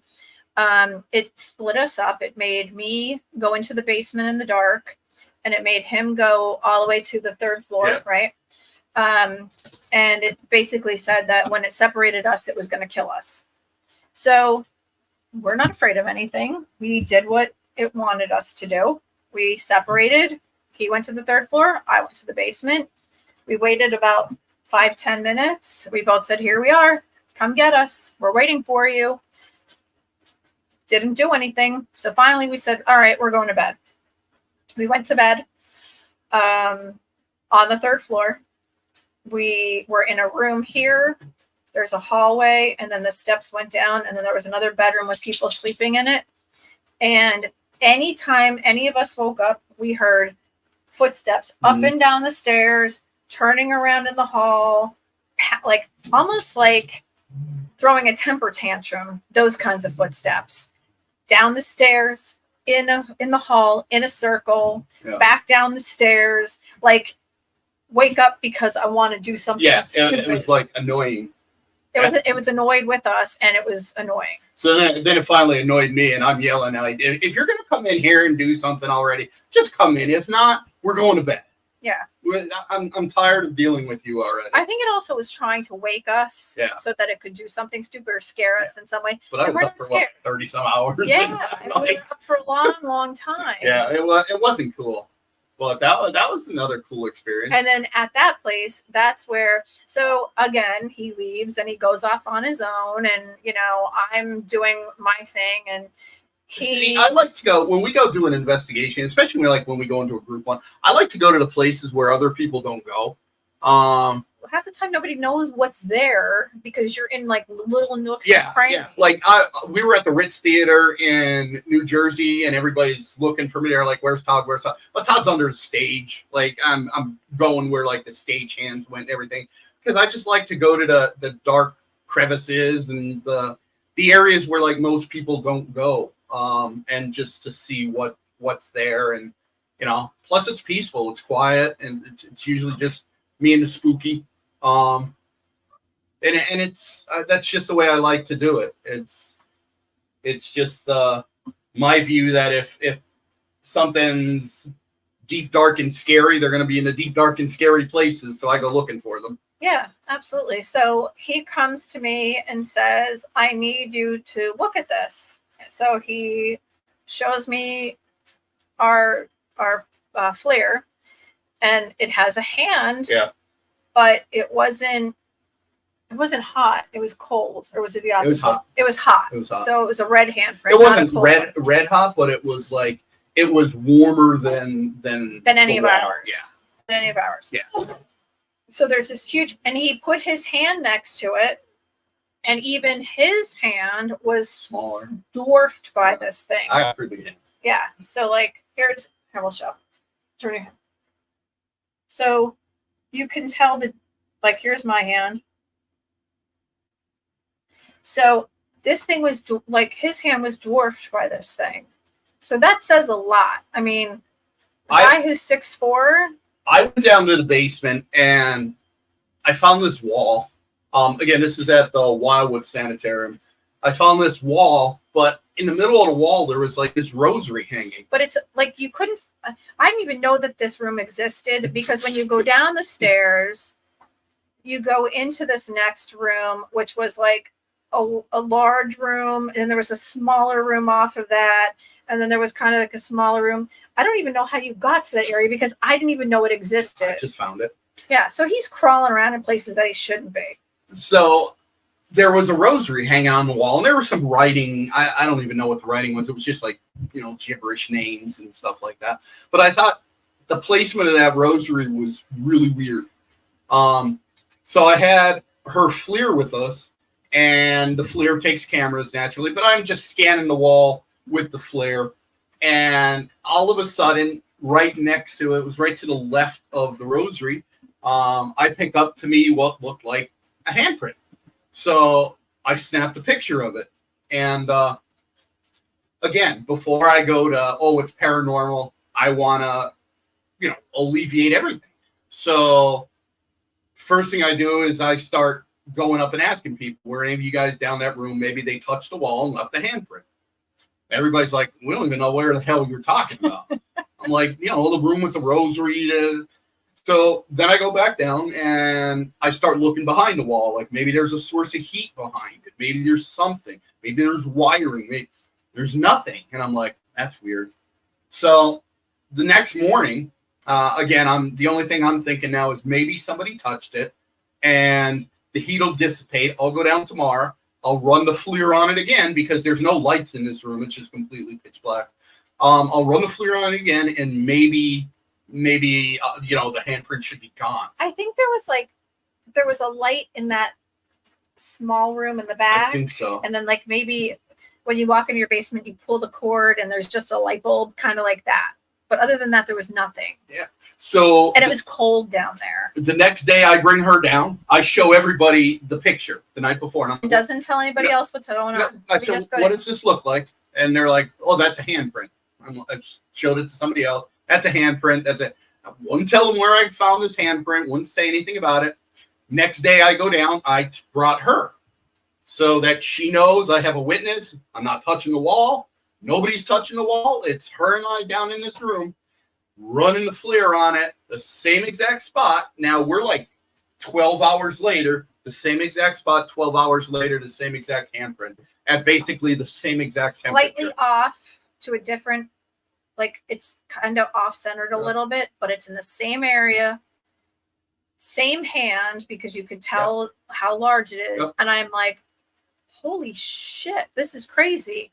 And it's still hot. And it's still by the rosary bead. So somebody must have known what was going on there, because why the hell are there rosary beads hanging on a wall? Yeah. It was weird. And again, it's something that I can't explain, that I couldn't debunk. Like a lot of stuff I can debunk. But this, something I just couldn't debunk. What about the time when I saw the soldier on duty in by the cemetery? We've had lots of weird stuff. We had a time where we went to Gettysburg and we were in an old field hospital, which was a house originally, right? Yeah. And we went with our daughter and we thought, this is going to be great. We did like an extreme ghost. I hate using the term ghost hunt, because we're not like, we wouldn't hunt people. I find it to be more like, it would be a better term to be like spirit investigation, or I don't know. It's creepy to say. It actually could. Ghost hunt. What? It could be somebody buried in the wall, because let me tell you something. I know, like when I was doing my walkthrough, there were definite botched abortions in this place, and there were things buried under the house. I'll say that. So we go to this field hospital. Don't bother him. It was a field hospital, and it was an old house. So when they needed to use a place as a hospital, the family had to like either leave or they got to stay, but they had to be like staying out of the way. Weird. So the three of us go there, and Izzy's young at the time, and they gave us a kit to go in. And I'm not like great at using somebody else's stuff. I'd rather use my own stuff because sometimes it doesn't work properly. Sometimes it's not really working. Sometimes it's not the best equipment, but we do with what we have. So we go in and we're not getting any answers. We're not getting EVPs. At this point, he's working for the government and he's known as a sergeant for their police department. So he said, let me see what I could do. So he starts talking and he said,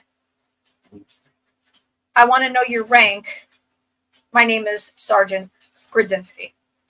They immediately responded. They said that they were a private. Their name was Christopher, I think, right? Or Patrick. Patrick. Private Patrick. Something or else. Something. I don't remember the last name. Because there was a Christopher after that. Mm-hmm. They answered every question he had asked. Wouldn't answer them. Would not talk to us because we were females. Said he was a Union soldier. He was a Union soldier. He was hurt. Yep. He died in the house on the property. Yep. He was from New York. I want to say New York. Yeah. Gave us the whole spiel, whole rundown. I was severely pissed because this is my gig and he's running the show. Izzy's laughing, but we love the fact that we were getting answers. We did everything we could to try to get something. At the very end of this conversation, he tells the soldier that we are going to take a break from talking to him. He should relax and grab a canteen because he should be, relaxing while he's hurt. We're going to go to the attic. The kid was terrified for us. He said, do not go to the attic, sir. It's dangerous. And he said, don't worry about us. We're covered. We'll be fine. The kid said, please do not go to the attic, sir. There's something very dangerous up there. I'm warning you. Well, wouldn't you know, we go to the attic anyway. As soon as we get to the attic, we get up there. There's toys scattered all over the place. We heard that there was a little girl that was up there. And the little girl was known to play mm-hmm. right? Play with the visitors. So Todd's in front of me. I'm standing here. Izzy's behind me. We just get up the stairs. We start asking, are you a little girl? And we get a male voice that says, yes. I looked at Todd and I went like this. And I said, this is not safe. It's not a good idea. Todd said, can you tell me your name or something? I don't even remember what it was. We get a couple questions in. And then I called it out and said, I know who you are. You're not a little girl. And as soon as he said that, Izzy screams bloody murder, almost knocks me down the stairs with her. I take the FLIR, and she has a bright red handprint on her arm, and she's screaming, it grabbed me, it grabbed me, it grabbed me. She's running down the stairs. She's pulling me with her. I'm going down backwards. I'm the idiot that stays there. We called him an idiot, and he said at the time that he wasn't an idiot. Now he admits to it. Whatever it was not a little girl. It was not a child at all. It was probably not human. He stays to ask questions. Now we're downstairs by ourselves. Izzy and Watch I. your computer. I'm sorry. This is my familiar Bishop. He's named after Bridget Bishop, the first executed witch. Can you not say hello to him? So we go back downstairs and we try using an EMF detector. We're using other things. We're not really getting anything. All of a sudden, this one disappears. He's outside talking to another private, which his name was Christopher. Mm-hmm. And he got all the fun. Oh, no, this is Bishop. He's just named Bishop. He's not a female. He's named after Bridget Bishop, and he's beautiful. Gettysburg's an awesome place. It really is. That's a place where I had several experiences. The first experience I ever had at Gettysburg, I didn't even realize was an experience, and maybe it was supernatural, maybe it wasn't, again, because I just don't have enough evidence for it. Me and Izzy, we bought an antique chest on Facebook Marketplace or something like that. And we went out to Gettysburg to pick it up, and we got stiffed. The lady wasn't home. So I said, well, we'll at least make a day of it. We're in Gettysburg. I pulled you out of school. You might as well do something educational. So I said, I'm going to take her to the battlefield and explain the Civil War a little bit, and the battle at Gettysburg. And we're driving through the battlefield, and I come to the top of a hill, and I look to my left, and there's this dude marching towards us dressed as a Confederate soldier, like to a T. Like his weapon was an infield rifle. He had CSA clothing. He had trim. He had that. And I didn't think twice about it. He looked right at us and just walked by. And Didn't he nod? He nodded. And I kept driving. And then all of a sudden, it was like one of those things that, did I just see that? So luckily, I got a picture of it, of the Confederate dude, and she could send it to anybody. I put my car in reverse because now it dawns on me, why is some dude dressed like a Confederate soldier by himself just marching through a battlefield? But he didn't just have that uniform. The shoes were fitting the period. Yeah, he had a rolled up knapsack. Yeah, and blanket.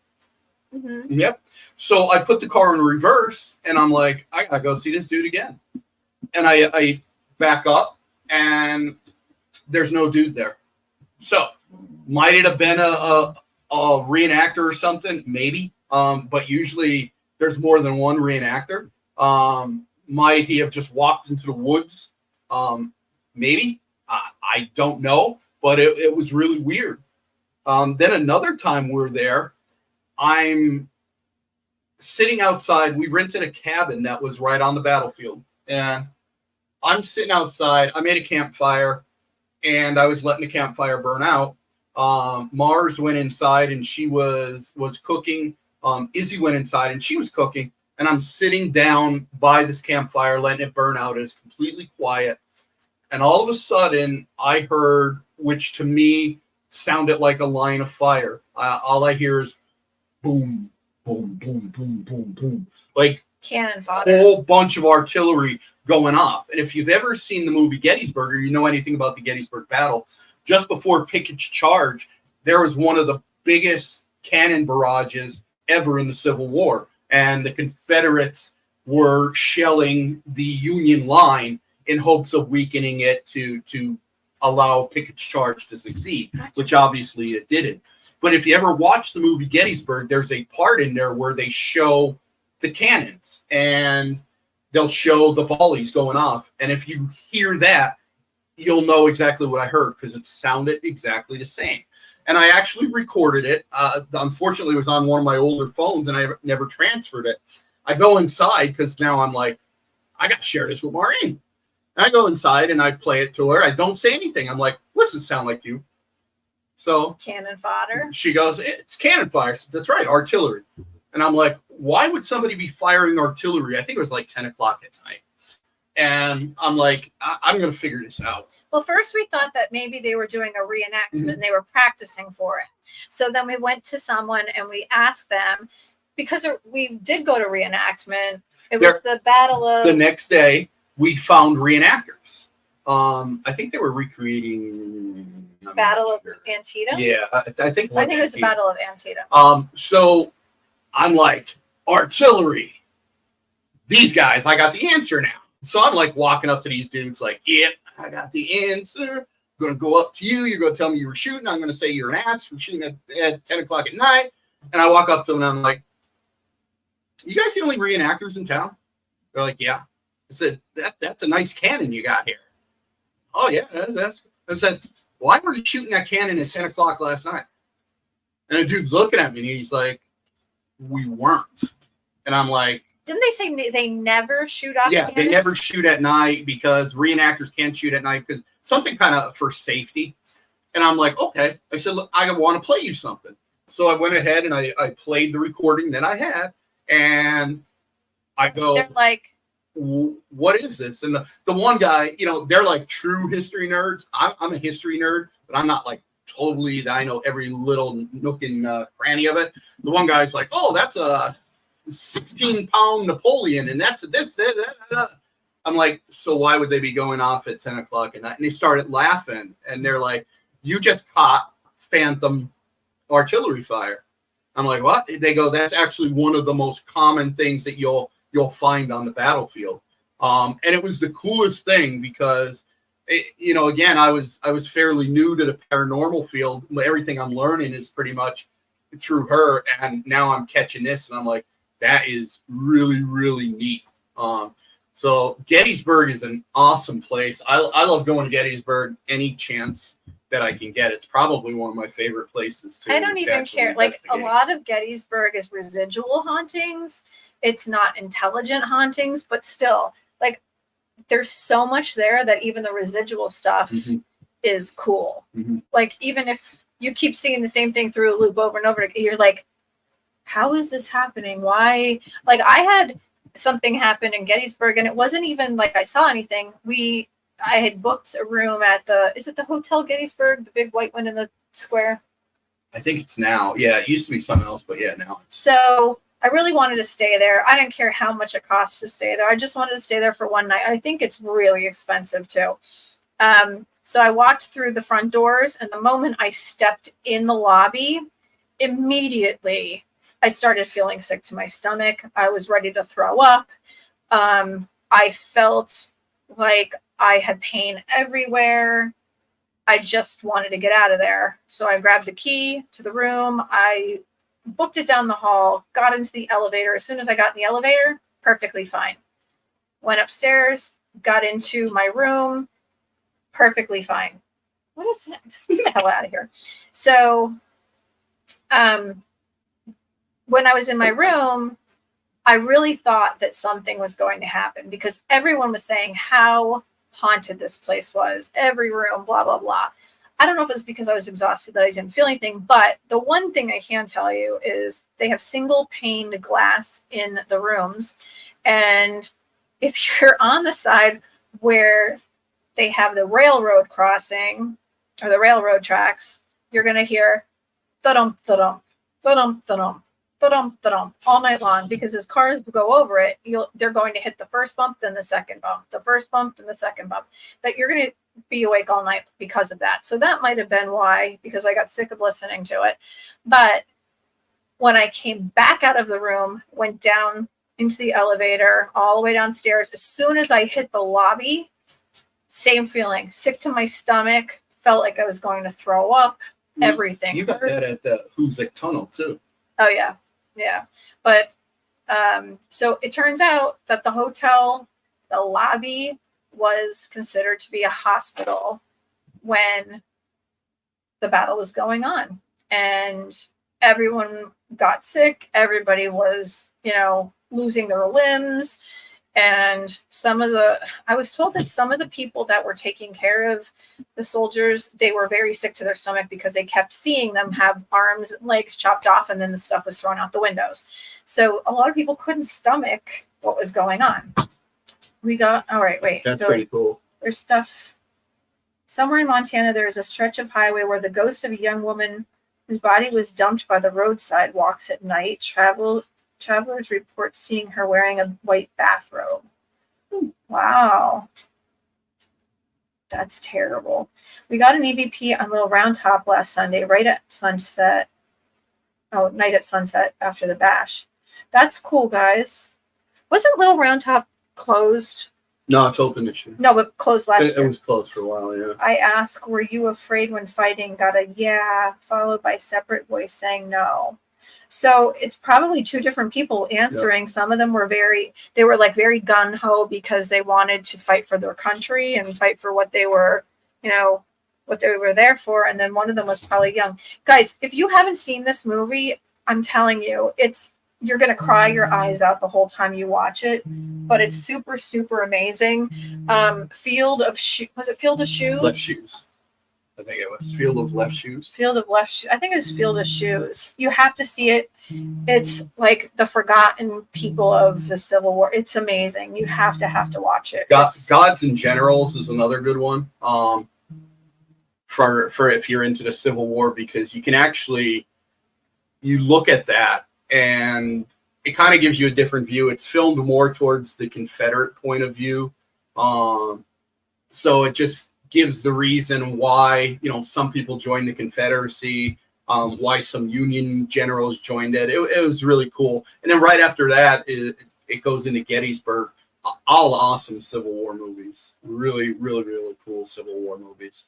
But Gettysburg is definitely a place where you can see a lot, you can experience a lot.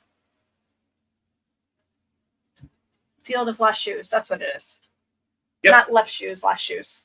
That was close. Left, lost. Tomato. Potato, tomato. Tomato. But it's a brilliant movie, and I'm serious. It's something I never knew about. And I mean, I live in Pennsylvania and I didn't know anything about this. It is a phenomenal movie. I mean, I love movies, but this it's mind-blowing. Todd and Carmela, I think you guys would love it. I think everybody would love this movie. It's just something you don't expect to watch. And it's history, and history is important because, again, if you don't know history and you don't learn from history, you're doomed to repeat history. And you look through generations and how many times society and civilization has made the same mistakes over and over and over again. So I'm a big proponent of history, and it's fun. How was Key West? I'm a big proponent of making history. You made history when you got this, baby. Well, Woo-hoo!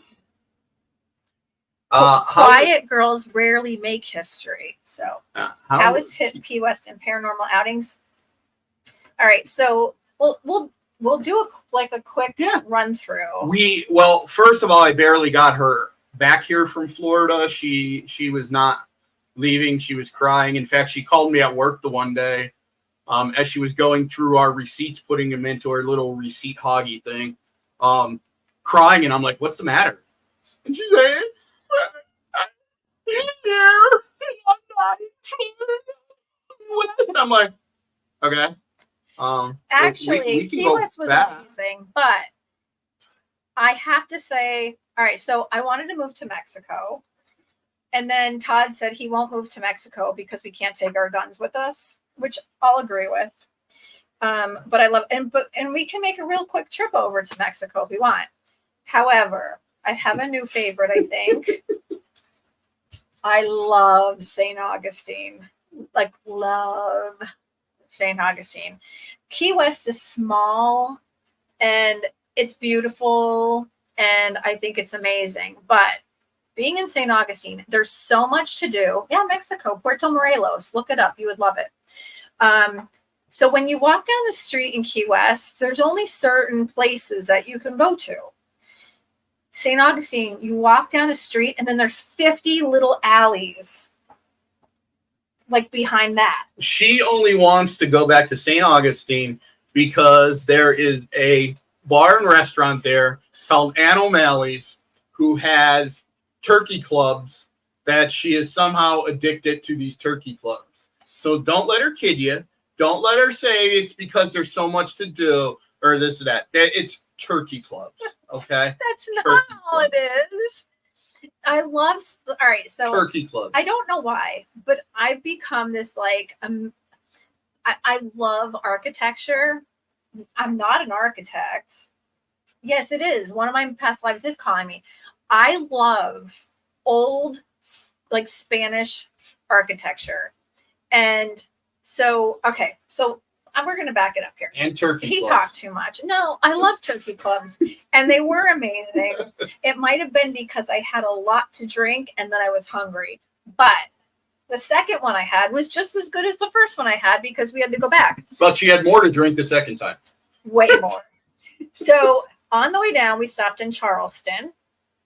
And did we do any ghost hunting? No, No. we were supposed to, but then that huge thunderstorm hit. That was insane. Oh, never mind. Senior moment. So we just stopped there at a KOA, and it was lovely. We went to the beach. It was lovely. So then we went to St. Augustine for the first time, and we booked an after hours ghost tour. So we stayed on the other side of the historical park, and that was also in a KOA. Mm-hmm. So when we went into town, we parked in a parkade. This one wanted a t-shirt. It's an awesome t-shirt, okay? Ann O'Malley's, if you're listening, I'm telling you, you got to get your head out of your ass and bring these t-shirts back. And if you are listening, it's probably Ryan or Jeremy or Donovan. So hello. And you do have and bring those shirts back. It says Ann O'Malley's on the front, and on the back it says you can't drink all day if you don't start early. Yeah. Yeah. So it's old, so he wanted a new one. She's at war with my old t-shirts. They're hideous. So we go in to get a shirt, and while we're there, he's asking about this t-shirt. And they're like, that's all we have over there. And they're for like first responders. No, fire shirts to support the fire company. You don't sell a cop a fire shirt. Come on. I love getting them all riled up. So while we're there, we decide to have a drink because we are early for whatever. Meanwhile, we were going to go and have dinner and then go on our way and do our ghost hunt. It was pouring, thundering, lightning like you've never seen. It looked like we were waiting for the biggest tornado ever, and it's coming our direction. Meanwhile, more and more people are coming in. Ryan and Jeremy, the bartender and the cook. And when I say cook, it's like a toaster oven and a microwave. I don't know how they do it, but they handed us menus. We looked at them, and I was like, I really don't want to have a sandwich. I thought we were going to go on vacation. And we were going to have seafood, and we were all set for this big fancy dinner. Yeah. So they gave us, and this is turning into torrential downpours where it would like literally rip your head out of your scalp. So all these people start coming in. It's getting rowdy, and there's a man singing and whatever. We're talking to the bartender, and then the chef. What? Who's singing? Was that really what we called? He wasn't really singing. The music was terrible, but we're starting to have fun. So we're looking at the clock. It's getting later. It's getting to the point where we have to make a decision on this thing. We asked them if this ghost hunt is going to happen or not, and they're like, no. It's all of a sudden you hear, boom, the lights go out. There's no TV. And at this point, I'm like, we're not going to eat. I'm starving. Somebody was screaming, hide your wife, hide your kids. And all of a sudden, like people that are sitting out on the patio for like the front door, they took their umbrella and like pulled it in so they could get inside. And then they closed the door. And then we had no air conditioning. We had no food. They were going to start just giving beer away because at this point, nothing was going on. All of a sudden, everything went back on again. Everybody cheered. The guy starts singing again. And then we were screwed because we had to listen to this. So finally, I looked at him and I'm like, we just got a text message. They are giving like a rain check for the ghost hunt. So I said, we are not from the area. We would like a refund. And we're going to stay here. And let's look at the menu. So we ordered chicken club or turkey clubs. And they made it with whatever they had in the corner. They were bomb. They were so good. So we sat there and we closed the bar. We had a great time. Yep. We moved on to Key West. Key West. For the first day without any children. My town. Love that town. Yeah. So we were by ourselves for the first day. And what did we do? Made babies. No, we didn't. Just kidding. We're too old for that. I don't remember what we even did. What did we do? Nothing, because we were so tired. That's the day we wanted to try to get something to eat, and they wouldn't deliver pizza. There was nothing open. Remember? In First Key night. West? Yeah, the first night. Because we didn't get there till like 9:30, 10 o'clock at night. Oh, okay. So then the next day was my birthday. And and of course I'm like super OCD. So I unpacked everything, I put everything away. I was even gonna go to the grocery store and I literally started crying. I'm like, I'm so done. I just want to sit here. We had nothing to eat. All the restaurants were closed. I think We had Chef Boyardee. We had. Chef Boyardee. So the next day was my birthday. We went for breakfast. Yep. And we went to the airport to pick Izzy up, and we sat there and we waited. Oh, we went swimming first. We did? Yeah, we went to Smathers. Oh, yeah, we went to Smathers Beach, which was not the best. And then we picked Izzy up at the airport and waited forever. And then what did we do next? Do we go back to the beach? We went back to the beach. Do we go to a different beach? We went to Bahia Honda. Yeah, we went to Bahia Honda, which is beautiful. And then we went back to the hotel because we were going to go out for dinner, but Izzy was tired and you were tired. So what do? we went back to our hotel and just hung out. Oh, I cooked. Yeah. Right? Yeah, Yeah. I cooked. Yep. So we went, did we do anything ghosty in Key West? The cemetery. Oh, the cemetery. So if you are friends with me on Facebook, Fort Martello. I put up some little videos. I think I added them to a Lil Witchy and maybe Dimensions of the Supernatural. We went to Fort Martello. So talked to Robert the doll again. We did. I didn't put that up yet. No. We did a ghost hunt there. We did the cemetery, which was absolutely stunning. It's got so much. You literally can't walk the whole cemetery. It's even got an X-rated conch shell. Stop it.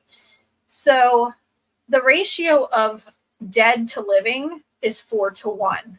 They have hundreds of thousands of people that are dead, and they had to move them from the southernmost point to the cemetery because of a wicked storm. There's also an African slave cemetery, which I did a video of as well. Yep. And it's really beautiful. Then I did a video of Captain Tony's. Mm-hmm. There's a hanging tree in the middle of it, and there was a woman who killed her husband and children and chopped them into pieces, and she was hung for that at the hanging tree. A little boy went with his mom inside to use the bathroom, and he was too afraid to use the men's room himself. So he went into the ladies' room, and she kind of like watched the door from inside, and he wound up seeing the lady in blue. What else? Fort Martello. Oh, the slave cemetery, by the way, I wanted to mention this. The U.S. Navy actually wound up finding out what was going on, and they stopped the sloop from coming through. And it was going to Cuba. It was going to Cuba, and they saved 800, or was it 1,400? Something like that. 1,400 and 800 perished, so they are buried there. Men, women, and children. And then they found out later that more passed away, and they did they used some new technology to find the remains, and then they did bury them as well. But they were in horrid conditions. The food that they were eating was disgusting, or they didn't have any at all. They didn't have any clothing. They were in feces and urine, and it was just disgusting. So, it was just a terrible thing to find out about. It was gross. There were lots of haunted locations there. Yeah. We couldn't get to everything. So we decided to stop and drink. Then we went back to St. Augustine. We stayed an extra day, and then we made it back to St. Augustine, and we decided that we were going to go to a couple of haunted locations there and do some videos. We stopped at the Torture Museum, which was absolutely disgusting. He loved it. It made me sick. I'm an empath and a psychic, so that doesn't help me. Some of the things that they did to people throughout time made me want to vomit. I didn't love it because of the the nature. Some of the acts were downright despicable. But I liked it for the history again. I think the history was interesting. Yeah, if you don't know history, you're going to repeat it. So there were things that were not in there that I expected to see. Yeah. Right? Yeah. And there were things in there that I never thought that a human being could do to another person. Like, I mean, I'm not going to talk about it here, but if you want to know some things, we'll gladly talk about it like one-on-one or as a group or something. Maybe I'll do like a private group, and then we can talk more about that. I mean, it was ungodly. We went to Scarlett O'Hara, which is now Scarlet Road. It's now Scarlet Rogues. We made friends with the bartender, Jolene. Hi, Jolene. Hi, Jolene, if you're out there. We miss you. The place is absolutely stunning. They're working on it really hard to reopen it. It's going to be called Scarlet Rogues on one side, and the outdoor part of it is going to be called Cooley's Front Porch. It is haunted. Very. The inside is stunning. So the guy who built it originally built the first level. His name is George Cooley. I immediately felt something when I got there. It was definitely like he was watching from the window, door, whatever. So I asked her about it. We started talking. She asked me if I wanted to come in when she found out what I did. She took me in, and I explained to her that what I felt, she didn't give me a lot of information. The bathtub is still there, and they're leaving it there. He was drowned. So I said that I felt someone holding him from here and here and pushing him under the water. And it was almost like a dry drowning where you're inhaling water. And he was supposed to marry a woman named Marina, which was weird because Maureen and Marina. She left him to marry a sailor. And supposedly the story goes that he met another woman after that and he married her. But prior to that, the man that the first woman married, he would come and check on the guy because he was very depressed. So after he married the second woman, the guy that was coming to check on him, the sailor, everyone says that he's the one that drowned him. And I told her that's absolutely not true. I feel that there was a failed business deal with someone else. And the man that they were like working together, whomever that was, he drowned him. He held him down under the water and he was just inhaling this water. And that's how he died. And there was a heart thing involving that because it was taxing on his heart. So that was one of the other places that we went to. And ironically, there was a pub crawl going on that was like a pub crawl ghost tour, right? And the guy that was doing that, we had met prior to him doing that. Steve the Stoner. Steve, if you're there, hi, peace Steve. out. Keep feeling irie. So the people that were on that tour, hi, if you're watching, they allowed me to be a part of their tour, and Steve had me be like a special guest and do my psychic mediumship. So that was pretty cool. And I told them what I had gotten, and he said that was a new piece of information that they didn't know, but that would be awesome if they could prove that. So they're going to start working on that. Then we went to Ann O'Malley's again because I needed a turkey club.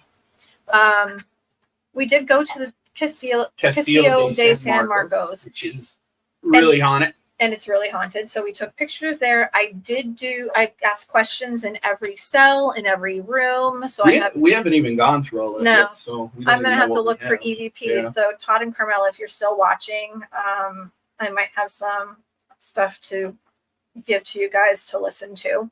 That was a really cool place because they didn't have any materials to build with. So they took sand that had tiny shells or pieces of shells, and they packed it really tightly. And that was in 1500 or 1565, something like that. It's standing better than our PennDOT roads here that they do. It's better than last this year. house. I mean, it's packed so tightly. I mean, it even has like little places where you can like walk down these tiny little stairs and go around. And they had an area where they hid things. Yep. It was so amazing. Like this place, and you can go all the way to the top and you could see all of the beautiful ocean. And like this place was badass. I mean, I would love to stay there. And the only problem is that it was so hot for these people to sleep. They slept in like, 20 guys in a room? Mm-hmm. First of all, I don't know about you guys, but have you ever been in a room with a bunch of men who drank beer all day? Mm-hmm. No way. Mm-hmm. And then put like 20 of them in there, and God only knows what they drank, what they ate, and they probably had bad water. I don't know. I wouldn't want to be around there. So, but it was a beautiful thing. Sounds like one of my Friday nights in the 1990s. Yeah, I was around for that, and I didn't like it. So, yeah, it's a beautiful place. I truly loved it so much. And the scenery, and oh my God, the houses from the 1500s were like that beautiful Spanish architecture. And you turn down a street and there'd be like 6 more things to see. And it's just so pretty. So of course, I'm going through the receipts, and I called him crying saying, I want to go back. I'm on a traffic stop impounding a car. And she's calling. She's like, I want to go back. I'm like, okay, well, I'm impounding a car right now. What do you want to do? I know I'm an idiot, but I'm an emotional You're my idiot. empath. You're my idiot too. So yeah, so that's how our vacation went, and now we're ready to go back again. We are, and leave for good. If anybody wants to come, we can start our own compound. Be a cult leader. So tonight we started our journey, and we bought a truck. So it's to haul out an RV. Let me clarify. This is not my truck. All right. I was told already it's not my truck. No, he gets my Durango. I get the truck. But he's going to drive it because I don't drive it. She gets the new Ram 1500. It's not new. It's a couple years old. Like 2 years old. Yeah. But I love it. And he did it for me. So that's life in the Grudzinski household. If anybody has any questions, if you want to see any of our pictures, if you want to hear if we got anything, not yet. 20s. Got 20s on it. But I can barely get into she it. She can't now. get in the way it is.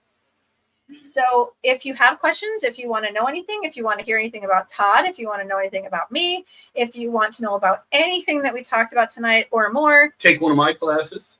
Take one of her classes. Oh, yeah. You could take. He's teaching. I'm going to forget this now. Active shooter mitigation, mass shooting classes, anti-terrorism, close quarter battle. Not how to do those things, how to stop them from happening. But I'm his manager, business stuff. I do all the business stuff. Or you could take any of classes from me with like remote viewing or psychic mediumship or tarot or, any basic psychic 101 stuff. You can get in touch with me, and you know how to do that. It's through Lil Witchy or from Maureen Grudzinski or Dimensions of the Supernatural or, whatever, or just watch the show and just send me a message.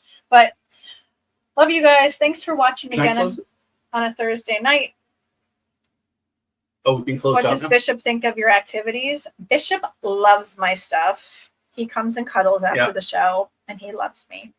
Ready? What are you going to say? I'm going to close it. I don't know. Okay. Thank you very much. So this is another Dimensions of the Supernatural every Thursday, 7:30, 9:30. Next Thursday, I'm going to announce it just because this is going to be amazing.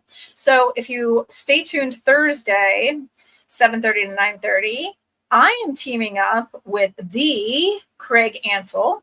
We are going to be talking about Mandela effects. It's going to be super awesome. So make sure you watch us because I think it's going to be really cool. I love this topic and it's going to be amazing. I love Craig too. So see you next time, next week, as always. And keep it real. You're right. Oh, it's going to be a good one. All right. Talk to you guys later. See you next time. Bye. Good night.